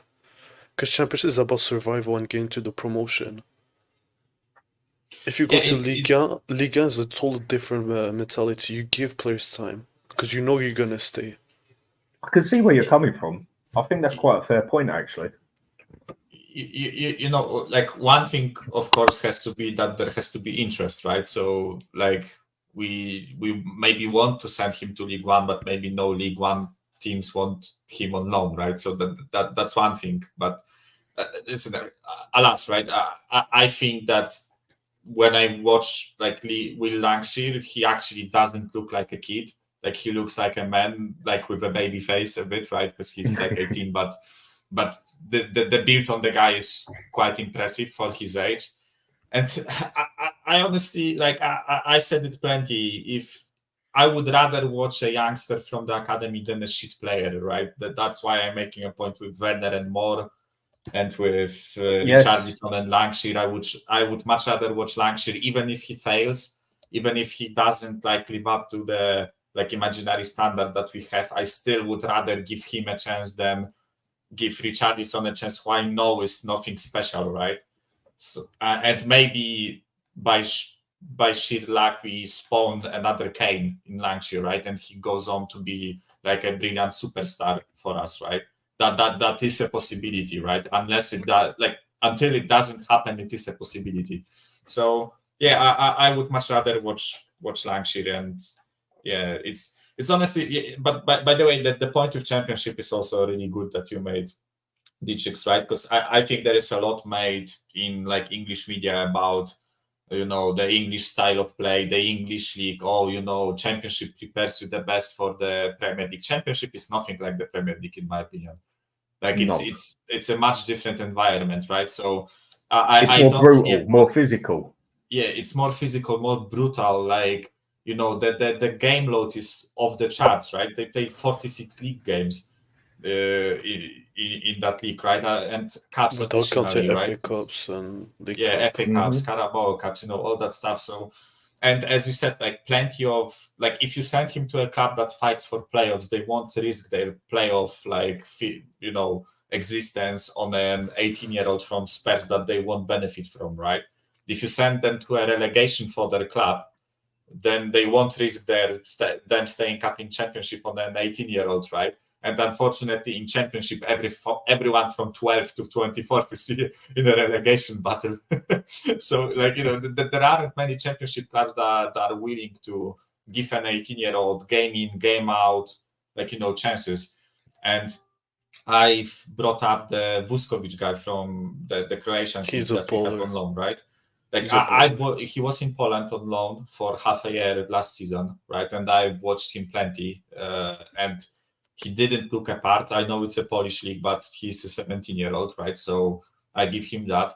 And now he went to Belgian league, and he's getting 70 to 90 minutes game in, game out. And I bet you this is a better experience for him and a better learning process than being on a bench in a Championship club, right? So, as you said, Dietrich, I personally think like the German league or the French league would be the best environment for those kids to grow. But Belgium, just anything. But I think Belgium or like Netherlands or maybe Switzerland, I think those leagues would be a better environment because the clubs can kind of bank on your kid to be a starter, right? Whereas I think Championship, like Bundesliga, League One, Ligue 1, or however you pronounce it, right? The French league, I think the clubs would need to risk a bit to play your kid, right? So yeah, that's the way I see it. But I am happy that he is here, and I just hope that he gets some game time. No, I do agree, because that Championship league, if you look at it in some ways, that's harder than the Premiership. Physically, it's a lot harder. Yeah, physically. I'm not saying better as such in any way, but it is actually rated in the top 10 leagues in the world. And yeah, that league is ferocious, isn't it? It is dog eat dog out there. I know you can say that about any league, but that league is, you're in there to survive, basically. Try and get promoted. But like you said, anyone from 10th place down is basically fighting relegation sometimes. And they do get stuck in that league as well. I can see the advantages of going to it. It can definitely make a man out of someone, if you want to put it like that. But are more than 3/4 of those teams going to be willing to risk that when they are fighting for survival, basically? Like with the young player on loan. So I feel like the Championship is perfect for learning the work ethic, developing your body, just getting physically built. But when it comes to playing, you're not gonna play if you're a youngster and you didn't make a name for yourself. It's just not gonna happen. No, I agree. The league can definitely make more of a man out of you as such, whatever way you want me to put it. I know someone won't like that phrase with the world we live in, but it is what it is as far as I'm concerned. That league can. But the other leagues can definitely, I think, make you more of a complete player as such, not just muscle you up, actually get you better on your ball control, get you better with a bit of skill, get you better at shoot, get you better overall as a more complete player. So with what you said, Dietrich, I totally agree with that personally. Because, I mean, I wouldn't want to be in that Championship league at 16, 18 and that. You've had no kneecaps left. I mean, it is a brutal... Especially they have no VAR, right? So they can kick the shit out of each other if the ref doesn't see it. Then it is brutal. So on the next games that we got coming up, we got this Ferencváros, or however you say it. I mean, I called the other team Carrier Bag because it was just easier than trying. I'm not good at pronouncing names or whatever. Call it the accent, if you will. But the next game we got coming up, we should be doing that relatively easily. I think he'll make some changes for it. I just hope he doesn't go and make 9 changes for it, but I think he will make significant changes for it. Some players will definitely see some more time. I mean, why Spencer's been left out of that league, I don't know. But either way, he's done what he's done. That game we should be winning easily. Not even I mean, that last one we had in Europe against Carrier-Bag, I don't even think we won that easily because we could have quite easily drawn there if they had someone who could put it in the back of the bloody net. I mean, they missed a chance that you'd expect Werner. Well, no, but Werner would have. There's a 50-50 chance he'd have got it in the back of the net, whereas the other player, it just totally missed the open goal. But with the bit of confidence we got now, hopefully, where we can evolve as such, if that's the right word, from the Man U game, we should be doing this Euro game easily, shouldn't we? Well, we should. Well, first of all, I quickly watched Alistair Gold yesterday. Just watched his interview, and he explained it because with the Johnson and leaving Spence out, it is kind of a mystery because obviously but what he's done is the way he was breaking it down was saying that obviously I think he thought Fraser Forster was going to be starting in Europe as in the number one. And then he had another backup, but he had to put another backup in because of the homegrown or club trained, whichever category it was in. But then obviously after the Coventry game, I think he's realised he's got to start Vicario and take this seriously, which kind of screwed him because he could have dropped the keeper and put Spence in. I think Vicario was there for emergency purposes, if we need to win to get through to the group or whatever. But I think he's real, so that screwed that up in all effect. Still, I wish Spence was there. What you've got to remember, we've been a bit big up. Kate, I hope you're good, darling. So when you look at Fenerbahce, what I will say is one hell of a hostile place. It's a very small, very very small ground. This is going to be a game where the crowd are going to have a massive impact for them. We should still get the job done. What I hope he does, Dan, I've said this to you with stream before, is he made 4 changes, or was it 5 changes for Fenerbahce, for Karabag? I hope those 5 that were rested come in, and he picks another 3. If he makes, let's say, 4 changes, is 4 players that started against Karabag, started against United. So he's still rotating 3 or 4 players, but not the same ones every time. So everyone is getting a rest. And they could just drop in, drop out, drop in, drop out, because I don't think he's going to make wholesale changes at all in the Europa League. I think after I saw that lineup, or we all saw that lineup, even with Ben Davies in it, I was totally fine with that lineup. Yeah. I was like, you know what, Ben Davies can come and do a job for one game. He can do it. Let's not mess about it. He can come in and do it, but. Everyone wanted to see Van der Ven and Dragusin. We've seen Romero and Dragusin. Obviously, what Dragusin done, we got to see 7 minutes of it. that lineup, I was like, fair play. Do you know what? He's made a few changes, not wholesale. Sorry, we would have seen Bergvall if it hadn't been for Dragusin. Hopefully, Bergvall will get his opportunity this Thursday. It felt for him as well when he got taken off, wasn't it? He was nearly. Yeah. I mean, was it the weather or was he actually crying? I think it was the weather. He's pissed off, but Joe, frustration, wasn't it? It's going to be. You've got your one chance, and because of someone else. I mean, I'd have loved it if the cameras had just got into the changing room, where it's just Grusin and Bergvall. One pissed off for being sent off, one pissed off that he got sent off, and he's had to take the cam for it. I think he makes 4 changes maximum. 4 5. He ain't making wholesale. It's going to be a really tough game, but I think Ange is actually taking this really seriously. I honestly do. I think he sees it probably like I do, like everyone else probably does. Winning this competition and getting Champions League is probably a lot more possible than top 4 Premier League. And that's not taking anything away from Spurs. No, we said this ages ago. Yeah, I agree with that. Well, Dan, you remember about 3-4 months before the season even ended, I was telling you I hope we get Europa League over Champions League. Yeah, you were. We've done a show on it. Yeah. By the way, I love Europa League. I think it's a hugely disrespected competition in like the Western media, and I honestly think that I know the level of opposition won't be as great as in previous years because there is no championship dropouts, right? But for us, it's a good thing, right? We don't have to face like a Barcelona who gets knocked out, or AC Milan or whatever, right? I honestly think when I saw the full like 36 participants, I think we are in the top like 5 or 6 You can argue which one is slightly better or slightly worse, but I think we are one, even with our squad, I think we are one of the better teams in that competition. So, but I always will say this, right? As a guy who is from from Eastern Europe, right? And I know how things go here when it comes to football. I honestly have to say that whichever team you go against, if it's NS Mura, if it's Ferencvaros, if it's Slovan Bratislava, it is whoever, right? I think you have to give them like a bit of respect, in my opinion.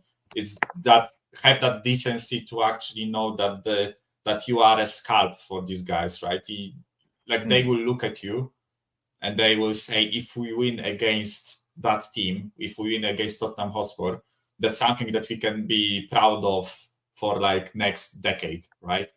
And I'm saying this seriously, right? Legia Warsaw from Poland was in 2016, I think, Champions League groups, and they were against Real Madrid, Borussia Dortmund, and Sporting Lisbon, right?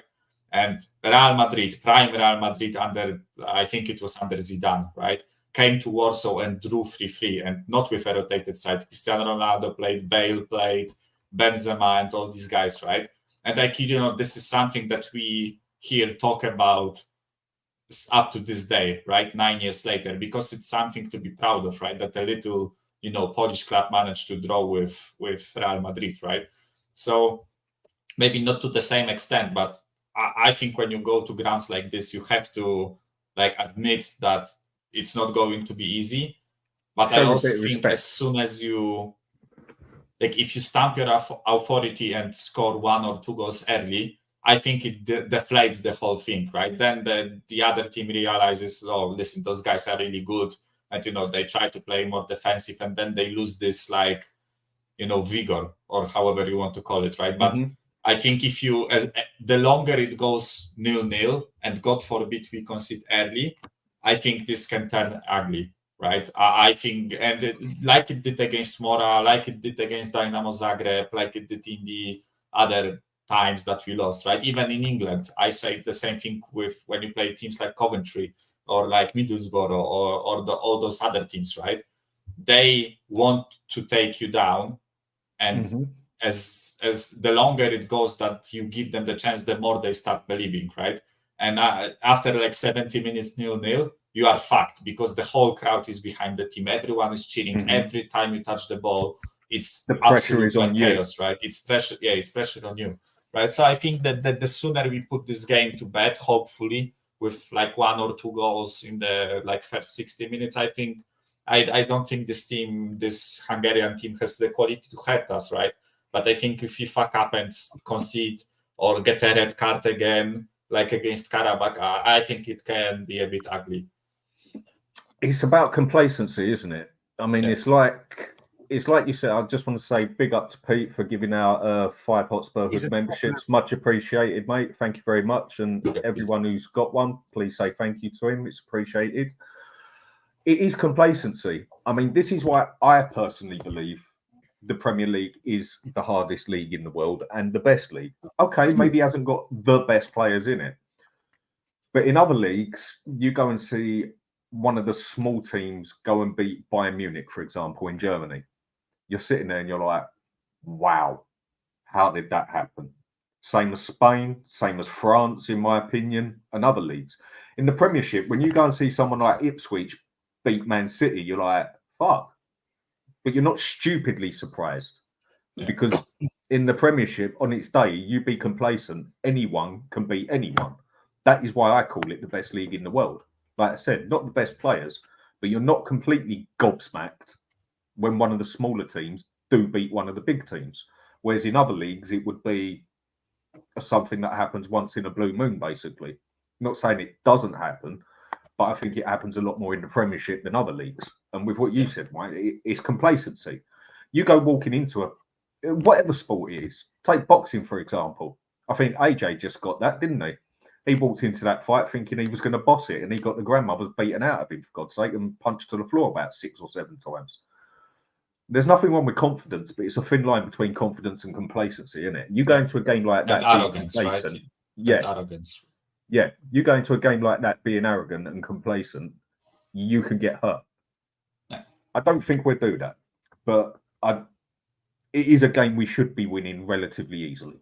Yeah, I agree. I just hope we aren't like arrogant and like nonchalant about it, right? I just hope we give them the respect they deserve, but but I'm not also saying that you should like over respect them and say, oh, this will be an extremely tough match, and they are on the same level as us. No, they are a worse team than us, right?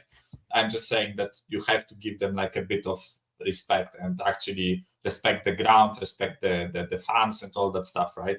I think the best example of that was, and I'm not sure if it was against Galatasaray or Copenhagen, but Garnacho scored against one of those two teams and started shushing the crowd in the first half, and then they lost the game, right? And I was like, there you go, you fucking mug, right? Because as soon as he started shushing the crowd, the whole stadium, the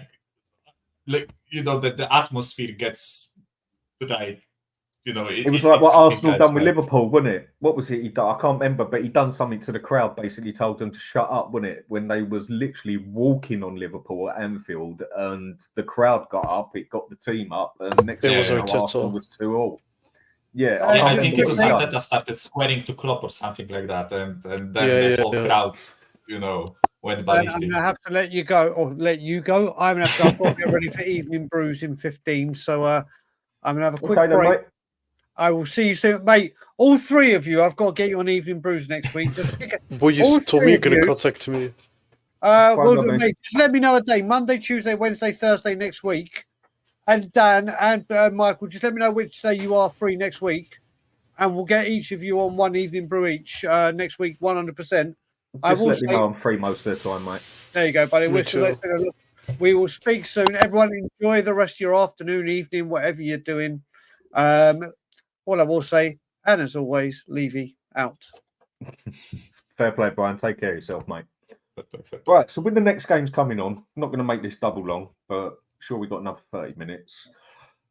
Brighton is a massive game now for me. I mean, this Man U game was massive as well for both sides, because if we'd have fucked up this, then I would have been on Ange's back even more. I'm sure other people would have been, and then people who weren't would have been, because we've seen how quick things turn, and things could have really, really gone wrong.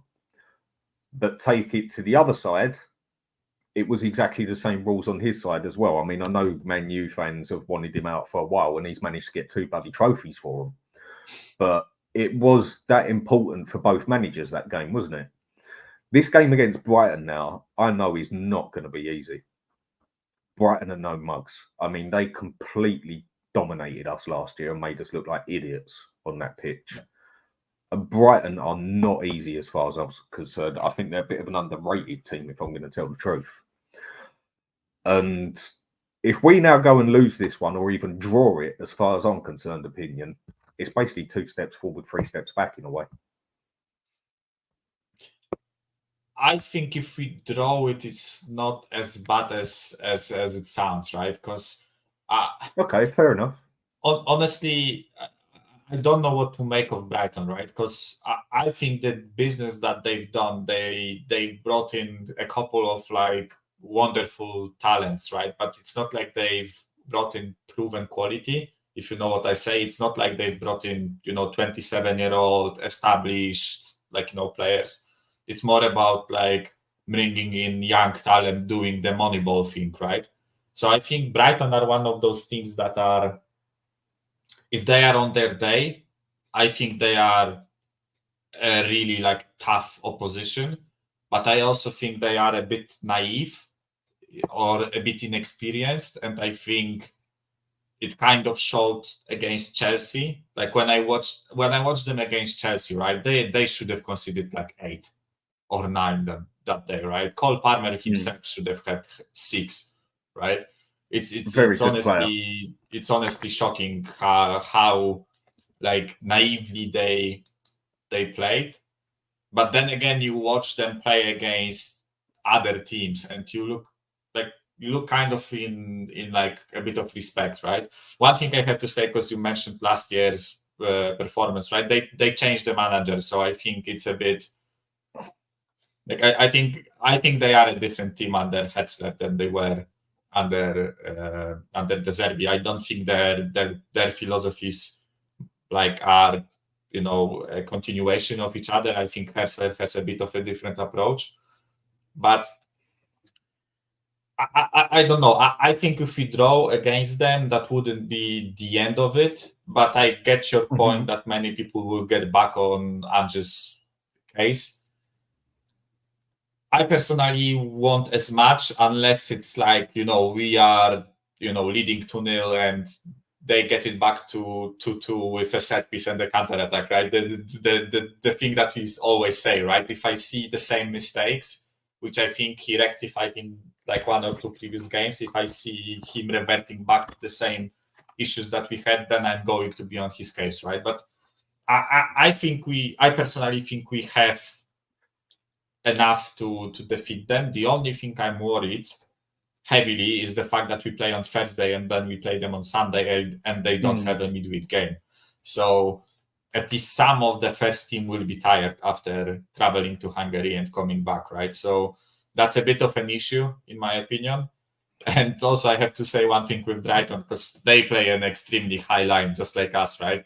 And I don't know if you've seen the memes of 2 11-man teams like standing on the halfway line facing each other like in rugby, and that's going to be Spurs versus Brighton. Because I kid you not, they use the halfway line as an offside trap just like we do. It's so funny to watch. It could be a bit of a high-scoring game, couldn't it? It could be a very interesting one. I mean, like I said, Brighton, for me, they're no mugs at all. And they haven't been for a while. And they've been a club that's been able to bring players in for 5 million and sell them for like 50, 60, 70 million and that. Yeah. Credit where it's due with them. I do think they are a bit of an underrated team as such. You know what? With what you said, I'll step down on that. Maybe a draw wouldn't be so bad. I mean, obviously, it is an away game as well. And like I've said, Brighton are no mugs. So maybe a draw wouldn't be so bad. Obviously, we want a win, but yeah, okay, maybe I went a bit OTT with that one. But we go and lose that one, I'll still think on that one, then it's 2 steps forward, 3 steps back. That I agree with. If we get slapped, then yeah. And just question here, Brian Maguire. Dan, you ever thought of doing a call-in show? Can't say I have, mate, but if people would want me to do that, just say it on the side and I'll be more than happy to do it. I've put the link out to people a couple of times when they've had an opinion, but as we know, a lot of people don't turn up to give their opinion, but I know others would.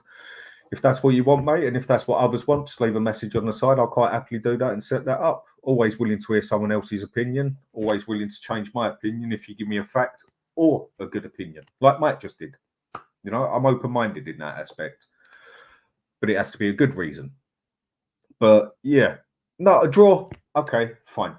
But we lose that, it's just going to take us from there to there in a matter of 2 weeks, sort of thing.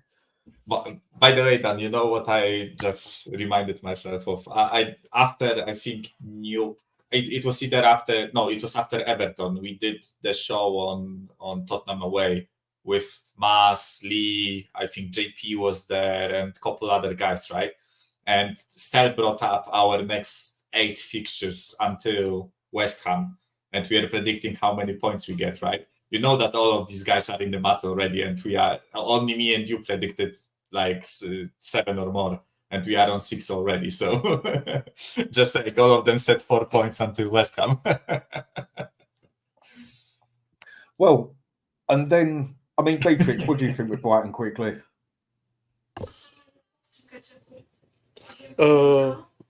Brighton honestly is going to be a tough. I always said like Brighton's going to be a tougher game than Man U. Because I feel like Brighton's a better overall team than Man United. We don't have a great record at the Amex Stadium. It's the Amex, right? Yeah. Yeah, we really don't have a good record. And hopefully Son is back, because I don't want to see Werner against the right back. And Lewis Dunk is one of the slowest center back in the league, so we should beat them if we know how to transition from defense to attack on the counter attack. And honestly, if we play well on Thursday, I'm honestly confident I can say 2-1 against Brighton. But let's see what happens. It all depends. Like I say, it's this thing that I put at the start. It's about consistency now for me. I mean, that Man U game, it hasn't changed nothing, in my opinion, on Johnson, Ange, and other things. But one thing it has done is give me a bit of light at the end of the tunnel, which I haven't been seeing for 12 months now, personally. And it did actually take me a while to say that let's just get him out and start again, basically. And I'm not going to change my opinion on that just yet over one bloody game. I know you can say we've had four. You can say we've had 4 games, but as far as I'm concerned, like 2 of them we should have won a piece of piss, basically, but we didn't. But I can say with this game was where I did see significant amounts of adapting, some good decisions on the subs bench. Also saw Ange getting stuck into the game. Also with some of the tactics that he changed around, which a lot of us have been screaming for. It's actually given me a bit of light at the end of the tunnel now, a bit of hope. So give me some consistency now. Give me 10 solid games. Don't have to win all of them, but 10 solid performances. Like I said, off Johnson, off Ange winning decisions and that. I'll be one of the first to step on here and say, do you know what? I got this one totally wrong. Come on in, put my hands up, and I'll take the shit for it. But I'm not going to change my mind over just one solid game. I just hope he keeps the same 11, and especially the midfield, he doesn't change it. Because one thing I like he used to be obsessed with Bissouma and Sarr, and now it's like he doesn't even look at him anymore. If he keeps on letting Bentancur, Kulu, Madison, and inverting only one fullback, I'm telling you, we can do damage. But we cannot get any injuries, and hopefully, everyone stay consistent. That's the only way. Yeah.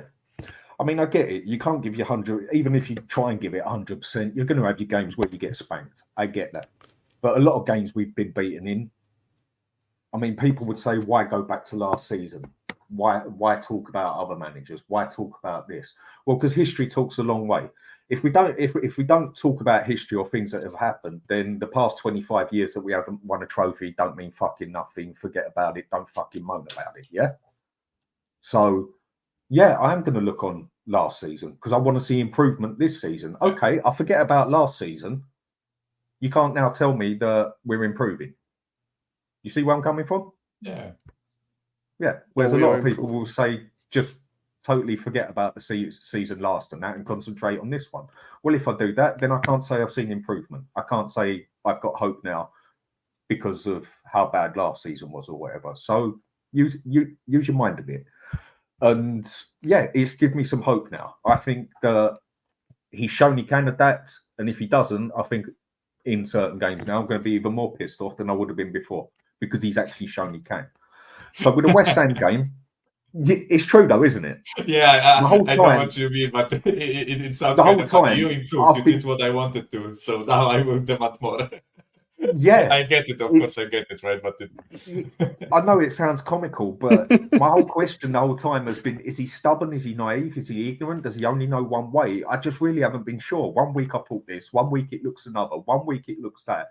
Right, you've gone and done what me and a lot of others have been screaming for you to do. Well done. Credit where it's due, mate. Loved it. Now carry on. And then if he just sticks to his old guns as such for the next 5 games, I'm going to be even more pissed off because he got it right and he's shown he can. And with what he showed against Man U, I've actually got some hope now. But I've always said some consistency. I will then change my mind. Yeah. I've always said I never wanted Ange from the beginning, but if you take the cup seriously, you show me you can improve, you show me that you can adapt, then I can give you my backing because me saying Ange out makes no sense. But what you did against Man United, I want to see against Brighton, West Ham, and the Europa League. That's all I'm asking. Mm-hmm. And hopefully win a cup. Yeah. Well, a cup actually would be an ideal one. If you look at our schedule, it's not that bad. When I think for the first part, first 19 league games of the season, I think playing against Arsenal is one of the toughest games that we will have in the whole year, right? Especially because it's a derby, the style of play they have, the quality in the defense they have, right? I think Newcastle away. I personally think Newcastle away is one of the hardest games in the league, and as much as I fully back criticism of our performance in that game and all that, right? Man City just drew there. I know they don't have Rodri, right? But it's not the easiest place to go, right? And when you look at it, right, we have the Europa League game, then Brighton away, West Ham at home. West Ham are not looking great, right? I personally think we can win against them, but it will be an extremely tough game because they always like to turn up against us, right? And then we have AZ Alkmaar at home, I think winnable, right? Crystal Palace away, if they don't sort themselves out, I think it's winnable, right? Then you have City in the cup, but Pep Guardiola already mentioned he will rotate heavily. I wonder if he changed his mind after he saw that he will be playing against us, right? But then we have Villa at home. This will be a huge test, right? But at home, I think we can give them a really good game and maybe win, right? Then it's Galatasaray away. I think one of the toughest games. Ipswich at home, winnable, right? Man City away. I'm at 23rd of November at that point, right? So out of those games that I mentioned, I think we have had, especially with Newcastle and Arsenal, these were the tough fixtures that we had, and I think we have a little bit of a relative break after Brighton, in my opinion, and then it's Villa and City in November, right? But I think our October is good. I think there are mostly winnable fixtures there.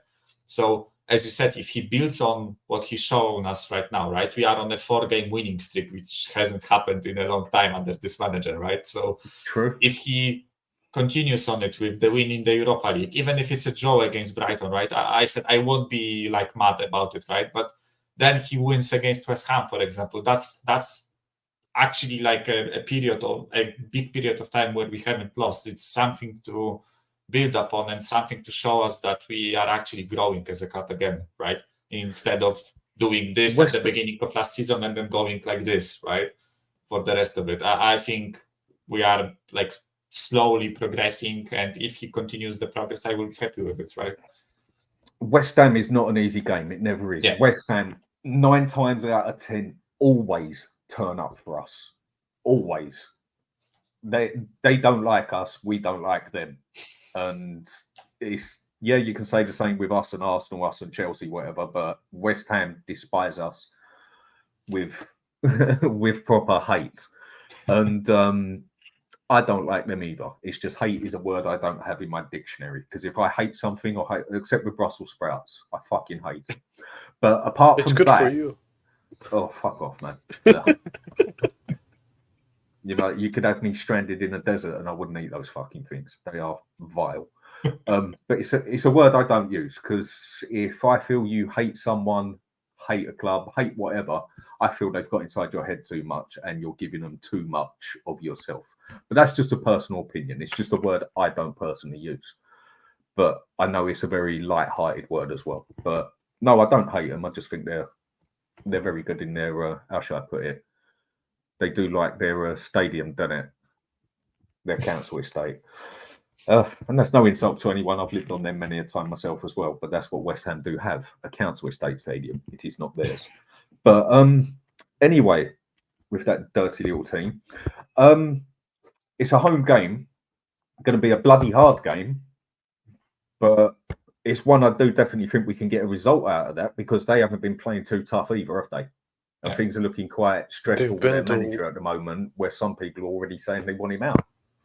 No, honestly, they've been the worst performance in this season. If you look at the expectation, the players they bought, it's unacceptable where they are. Honestly, on paper, you might say they have a better team than us. And I'm not even joking. They have better forwards, better midfield-ish, and better defenders. No, not better defenders, actually. No, just better midfield and better forwards. And it should be a winnable game, but we are docked in Tottenham at the end of the day. We always struggle against the top 10. So let's see what happens. But for me, the most important game is not even West Ham, is against City in the Cup.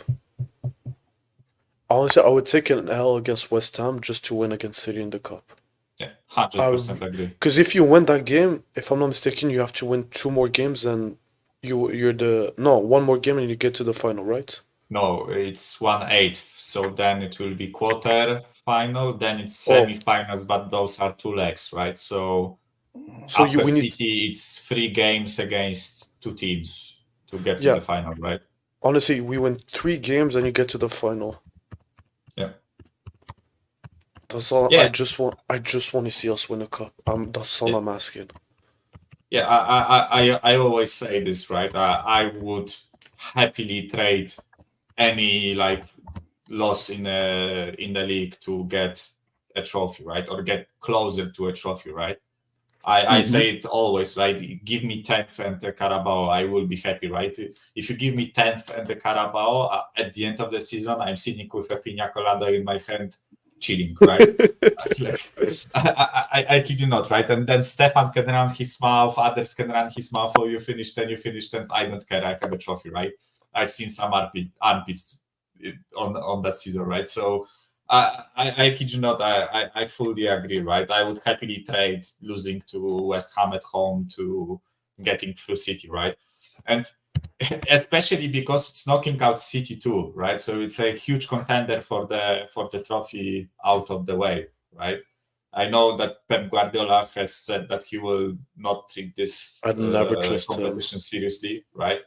But I think if he got to a semi-final or a final, I think he would put a semi-competent team just to get the trophy, because why not, right?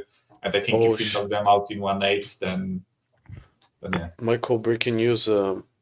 Man United won the appeal for Bruno Fernandes. He'll be available for the next 3 games. Yeah, that's fucking rad.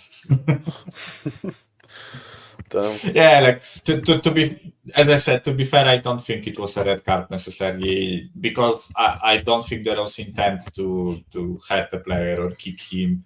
And I don't know if you saw the replays from a different angle, but it looked like he kicked him more in like a shin area rather than the knee or or a thigh or anything, right? I think he kicked him like below the knee. So it's still a high leg, but I think he slipped. I don't necessarily think it was a red card, but I was happy that he got it, right? I can't stand this guy, this Bruno Fernandes wanker. Right. Just a point I want to make here, yeah? Some are going to say this is right, some are saying this is wrong, whatever. But, no. Look, Kate, I was on your show earlier, and Jim, I've got no beef with you. I've got no trouble with either of you, but I'm going to call this one up, yeah? Reason being, I don't think you actually noticed this. So when it gets put on there about what got mentioned, we were all talking about things. Take out her comment because, okay. Yep. About Scott's wife. I don't think you foresaw that. So I'm just putting that on there so you can clearly see that as Dave of Destiny 5. I see you on here again, Destiny 5. I will tell you where to go fuck yourself and won't let you on here again. You do not bring a man's wife up into it. There is no fucking point in it. Kate and Jim, I don't believe you two saw that. So I'm just showing you clear as day what he done on there. Personal opinion, I would block him from your channel, and anyone else doing that, I would block them from my channel as well. So that's the only reason I'm showing that, because I don't believe you saw that, because I didn't notice it because I was cooking at the same time. People like that, we do not need on here. So I'd be appreciated if you could sort him out. It'd be much appreciated on my side. But back to the football side of it. Yeah, after that, we've got AZ Alkmaar at home. You butchered the name again. That we should beat them, shouldn't we? I guess that's going to be a hard one, though. I think. I don't think it's going to be a hard banger incoming. No, I mean, that's a good. That's no, that's an easy W. The hardest one is after which is Roma Galatasaray. This is nothing. Because playing against Roma, I'm not looking forward to. Roma and Galatasaray, you have to. No kid should be playing this game. Yeah, it should be all men. As much as I like Maki more, I hate Timo Werner. I don't want to see more in that environment. He's getting cooked. Yeah. And it's not good for them. So These two games are the hardest one out of the Europa League. Yeah, I think Galatasaray away is like it's a battle. It's not a match. It's a battle, right? And when you watch it, it's actually mad how many red cards Turkish teams get in Europa League and Conference League and all that stuff, like, because they love to kick the shit out of you, right? It's not an environment for Bergvall or Gray or any of them, right? I think we should put a first 11 team out there, right? Do you know Galatasaray? They're so crazy. When the away team comes to their city, like Istanbul, the same night they put like fireworks to not let them sleep. Yeah. Just bother them from minute one, even before even the game started. They're gonna ruin everyone. No, the squad. And let's see if they're man. Let's see if they can rise up to the occasion, and hopefully we can do some damage. But I mean, Galatasaray and Fenerbahce have got to be two of the nastiest places on this planet to go and play football, along with Roma and Lazio. A lot of people don't understand Roma and Lazio. Lazio's worse. That place is fucking savage, mate, isn't it? Yeah. And Roma. Thankfully, we play Roma at home. Yes. No, but they're gonna be louder at the stadium, the away fans. Yeah, but probably, yeah.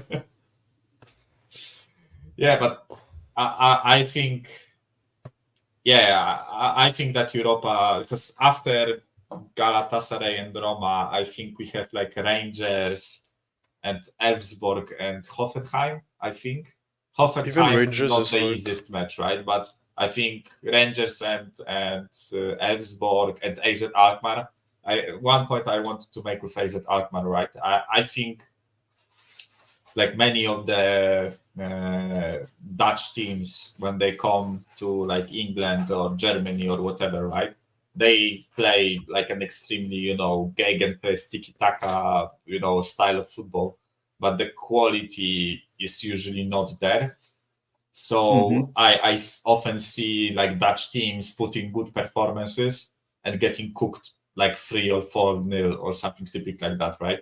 I think PSV lost to Juventus 3-0 on the opening day of the Champions League, right?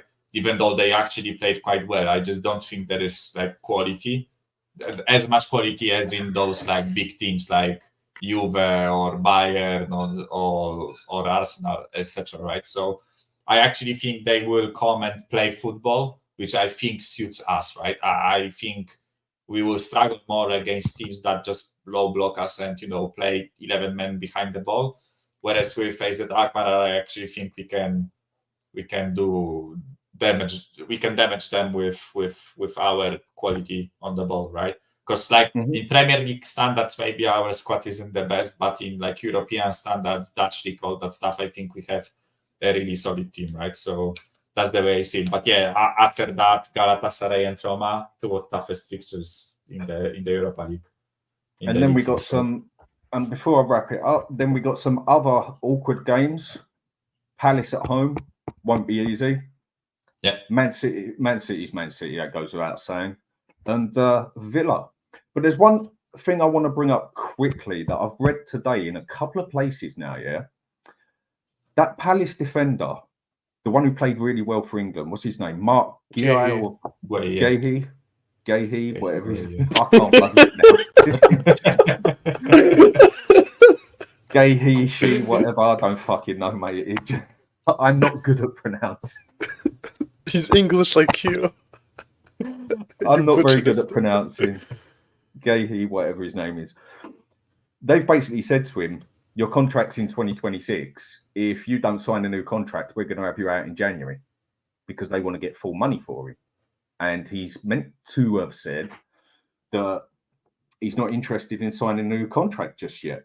And obviously Palace, they're not hard up for money as such, but they wouldn't want to lose a player that they could get significant money on a freebie, basically, or for significantly less money, where he's on the last year or last 6 months of his contract. And Spurs are meant to be the ones looking at him the most. Now, I know we hear this all the time and everything, but I think it's an interesting one. If honestly, if Romero, we all know Romero's gonna probably leave in the summer. I want to see Guehi as like Romero's replacement, because I feel like Guehi's such a good center back and he's undervalued, underappreciated because he plays for Palace, but he has all the qualities, all the leadership, everything. He's a leader of the backline. I want to see him and the kid that plays for Everton, Braithwaite. Those are the two I want to see from the English side of football. Yeah, I agree with that. I think Guay, like, sorry, I don't know the pronunciation too, right? But exactly, some names you just bite your tongue off trying to say it. It's like carrier bag, quarry bag, whatever it bloody was, Lidl's bag. I don't fucking know. But, yeah, but go on, mate. You were well, they're better than Sainsbury's bags anyway. I actually think he's really a quality center back, and like people are like. By the way, one thing I have to mention with like the English media, I've already seen people slating him because like he isn't performing up to standard at Crystal Palace now, completely ignoring the fact that they sold Anderson. It's like Anderson, the Danish guy that went to Fulham, right? It's a big like loss. I think they broke up the partnership that they had, and the replacements they got, I don't think are necessarily up to that standard of like Anderson, especially in terms of like experience. So I think if we brought him in, then I would be stoked. I think it would be a brilliant signing, homegrown, all that stuff helps. I just think if we want to bring him in, I think there will be a lot of competition because Newcastle already acquired about him this summer, and yeah, I but think if he that is went really, down, didn't it? yeah, they that didn't work out because of everything, wouldn't it? Yeah, because of the money they can't spend as such. They're one of the richest clubs on the planet, but can't spend it because of the income that they don't make as such. But I think it'd definitely be a perfect one for us to go, do you know what, 50, 60 million, if that's what he costs, put it fucking down there. And then I think we can sell Romero personally, because I think he does look like he wants to go. And I do think he is a good enough player. Give him another season or so to take Romero's place. Now, I'm not saying he's going to be as good, whatever else, but I do honestly think Romero is looking elsewhere now. Yeah. And if Real Madrid come in for him, could you blame him if he wants to go Real Madrid? So, but you know, the one that I really wanted is, and he's cheaper, was Milinkovic. That was the guy that I wanted at Spurs. Mate, I was going on about him for months. About 14 and he's at Forest right now. He's playing so well. He's playing so well. I've been telling people about him for years when he was at Fiorentina. Absolutely love the player. Brilliant. Right, so anytime you two coming on anywhere soon? Unless I'm invited, depends. Not sure. Maybe if Mari is doing North London is ours on Thursday, maybe I will appear there. But other than that, I think I'm like taking a chill pill right now, and I'm off next week on vacation, so on holidays. So where are you going? Palermo in Sicily. Oh, nice. Yeah. Nice. Yeah. I know it's a bit of a strange time to go, but apparently it's still quite hot at that place, and we will have a lot of sightseeing and lying on the beach. So you have to watch a game there. Enjoy it. You have to watch a game because Palermo is like an OG team of Italy. That would be a lovely place to go though, because you could actually just sit down and read a bloody book, literally. Yeah. It's not a place like if you want to say Ibiza or something like that. Of course, it's not. It's a place you could actually go and chill the fuck out. Yeah, that's the aim of the trip. Yeah, to just literally go there and do fuck all, have a walk, have a nice meal, and just chill the fuck out. Charge the battery is what I think they will say. Yeah. Right. So thanks for everyone for watching. Thanks for everyone coming on. And I will just make one more point again. I showed that picture on there for a reason. And that wasn't a dig at any other channel, because I'm pretty sure that the people on there, they didn't notice that. I put that on there specifically so that people just saw what that Destiny 5 did. They didn't see that because they didn't reply to it, as far as I know. And anyone else who's doing a channel, block that prick, because that's what I'm going to do. You don't have to bring people's wives into it. So it was nothing personal there. Take it as you wish. But I done that because I wanted everyone to see what that comment that Destiny 5 made. Pricks like that, you don't fucking need them on here. If everyone else wants to keep them on their channel, that's perfectly fine by me. But mate, if you're watching it, or I say mate, it's a figure of speech, you turn up in here again, mate, I'd just block you. Yeah. And I would personally expect the same off any other channel, but each to their own at the end of the day. You don't need to bring someone's wife into it, you fucking mug. Anyway, sorry, my rant over. No, I'm just saying we all make mistakes. Like, a joke is a joke, but you never bring someone's wife, family, or religion. You just don't do that. Like, there needs to be like a limit. Making fun of someone's wife is unacceptable, honestly. And she did nothing. Yeah, and I'm very sure they will do something about it because I'm pretty sure they didn't see it. So I've just made it clear what that Destiny did. That was no specific dig at another channel. That I want them to deal with that prick and anyone else who has him on their channel. Anyway, to the point, thanks for everyone watching. Give us a like and subscribe. It does help. It's much appreciated. And I will speak to you two just after the show. Take care, everyone. I'ma turn it up and then I'm gonna take it down.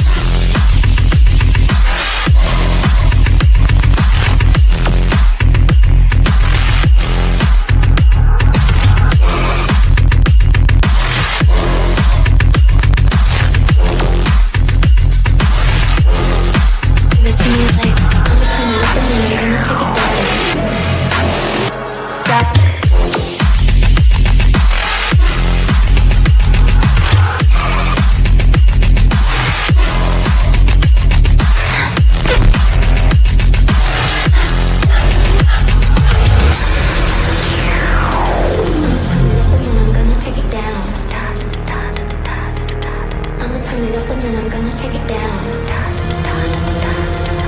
I'ma turn it up and then I'm gonna take it down.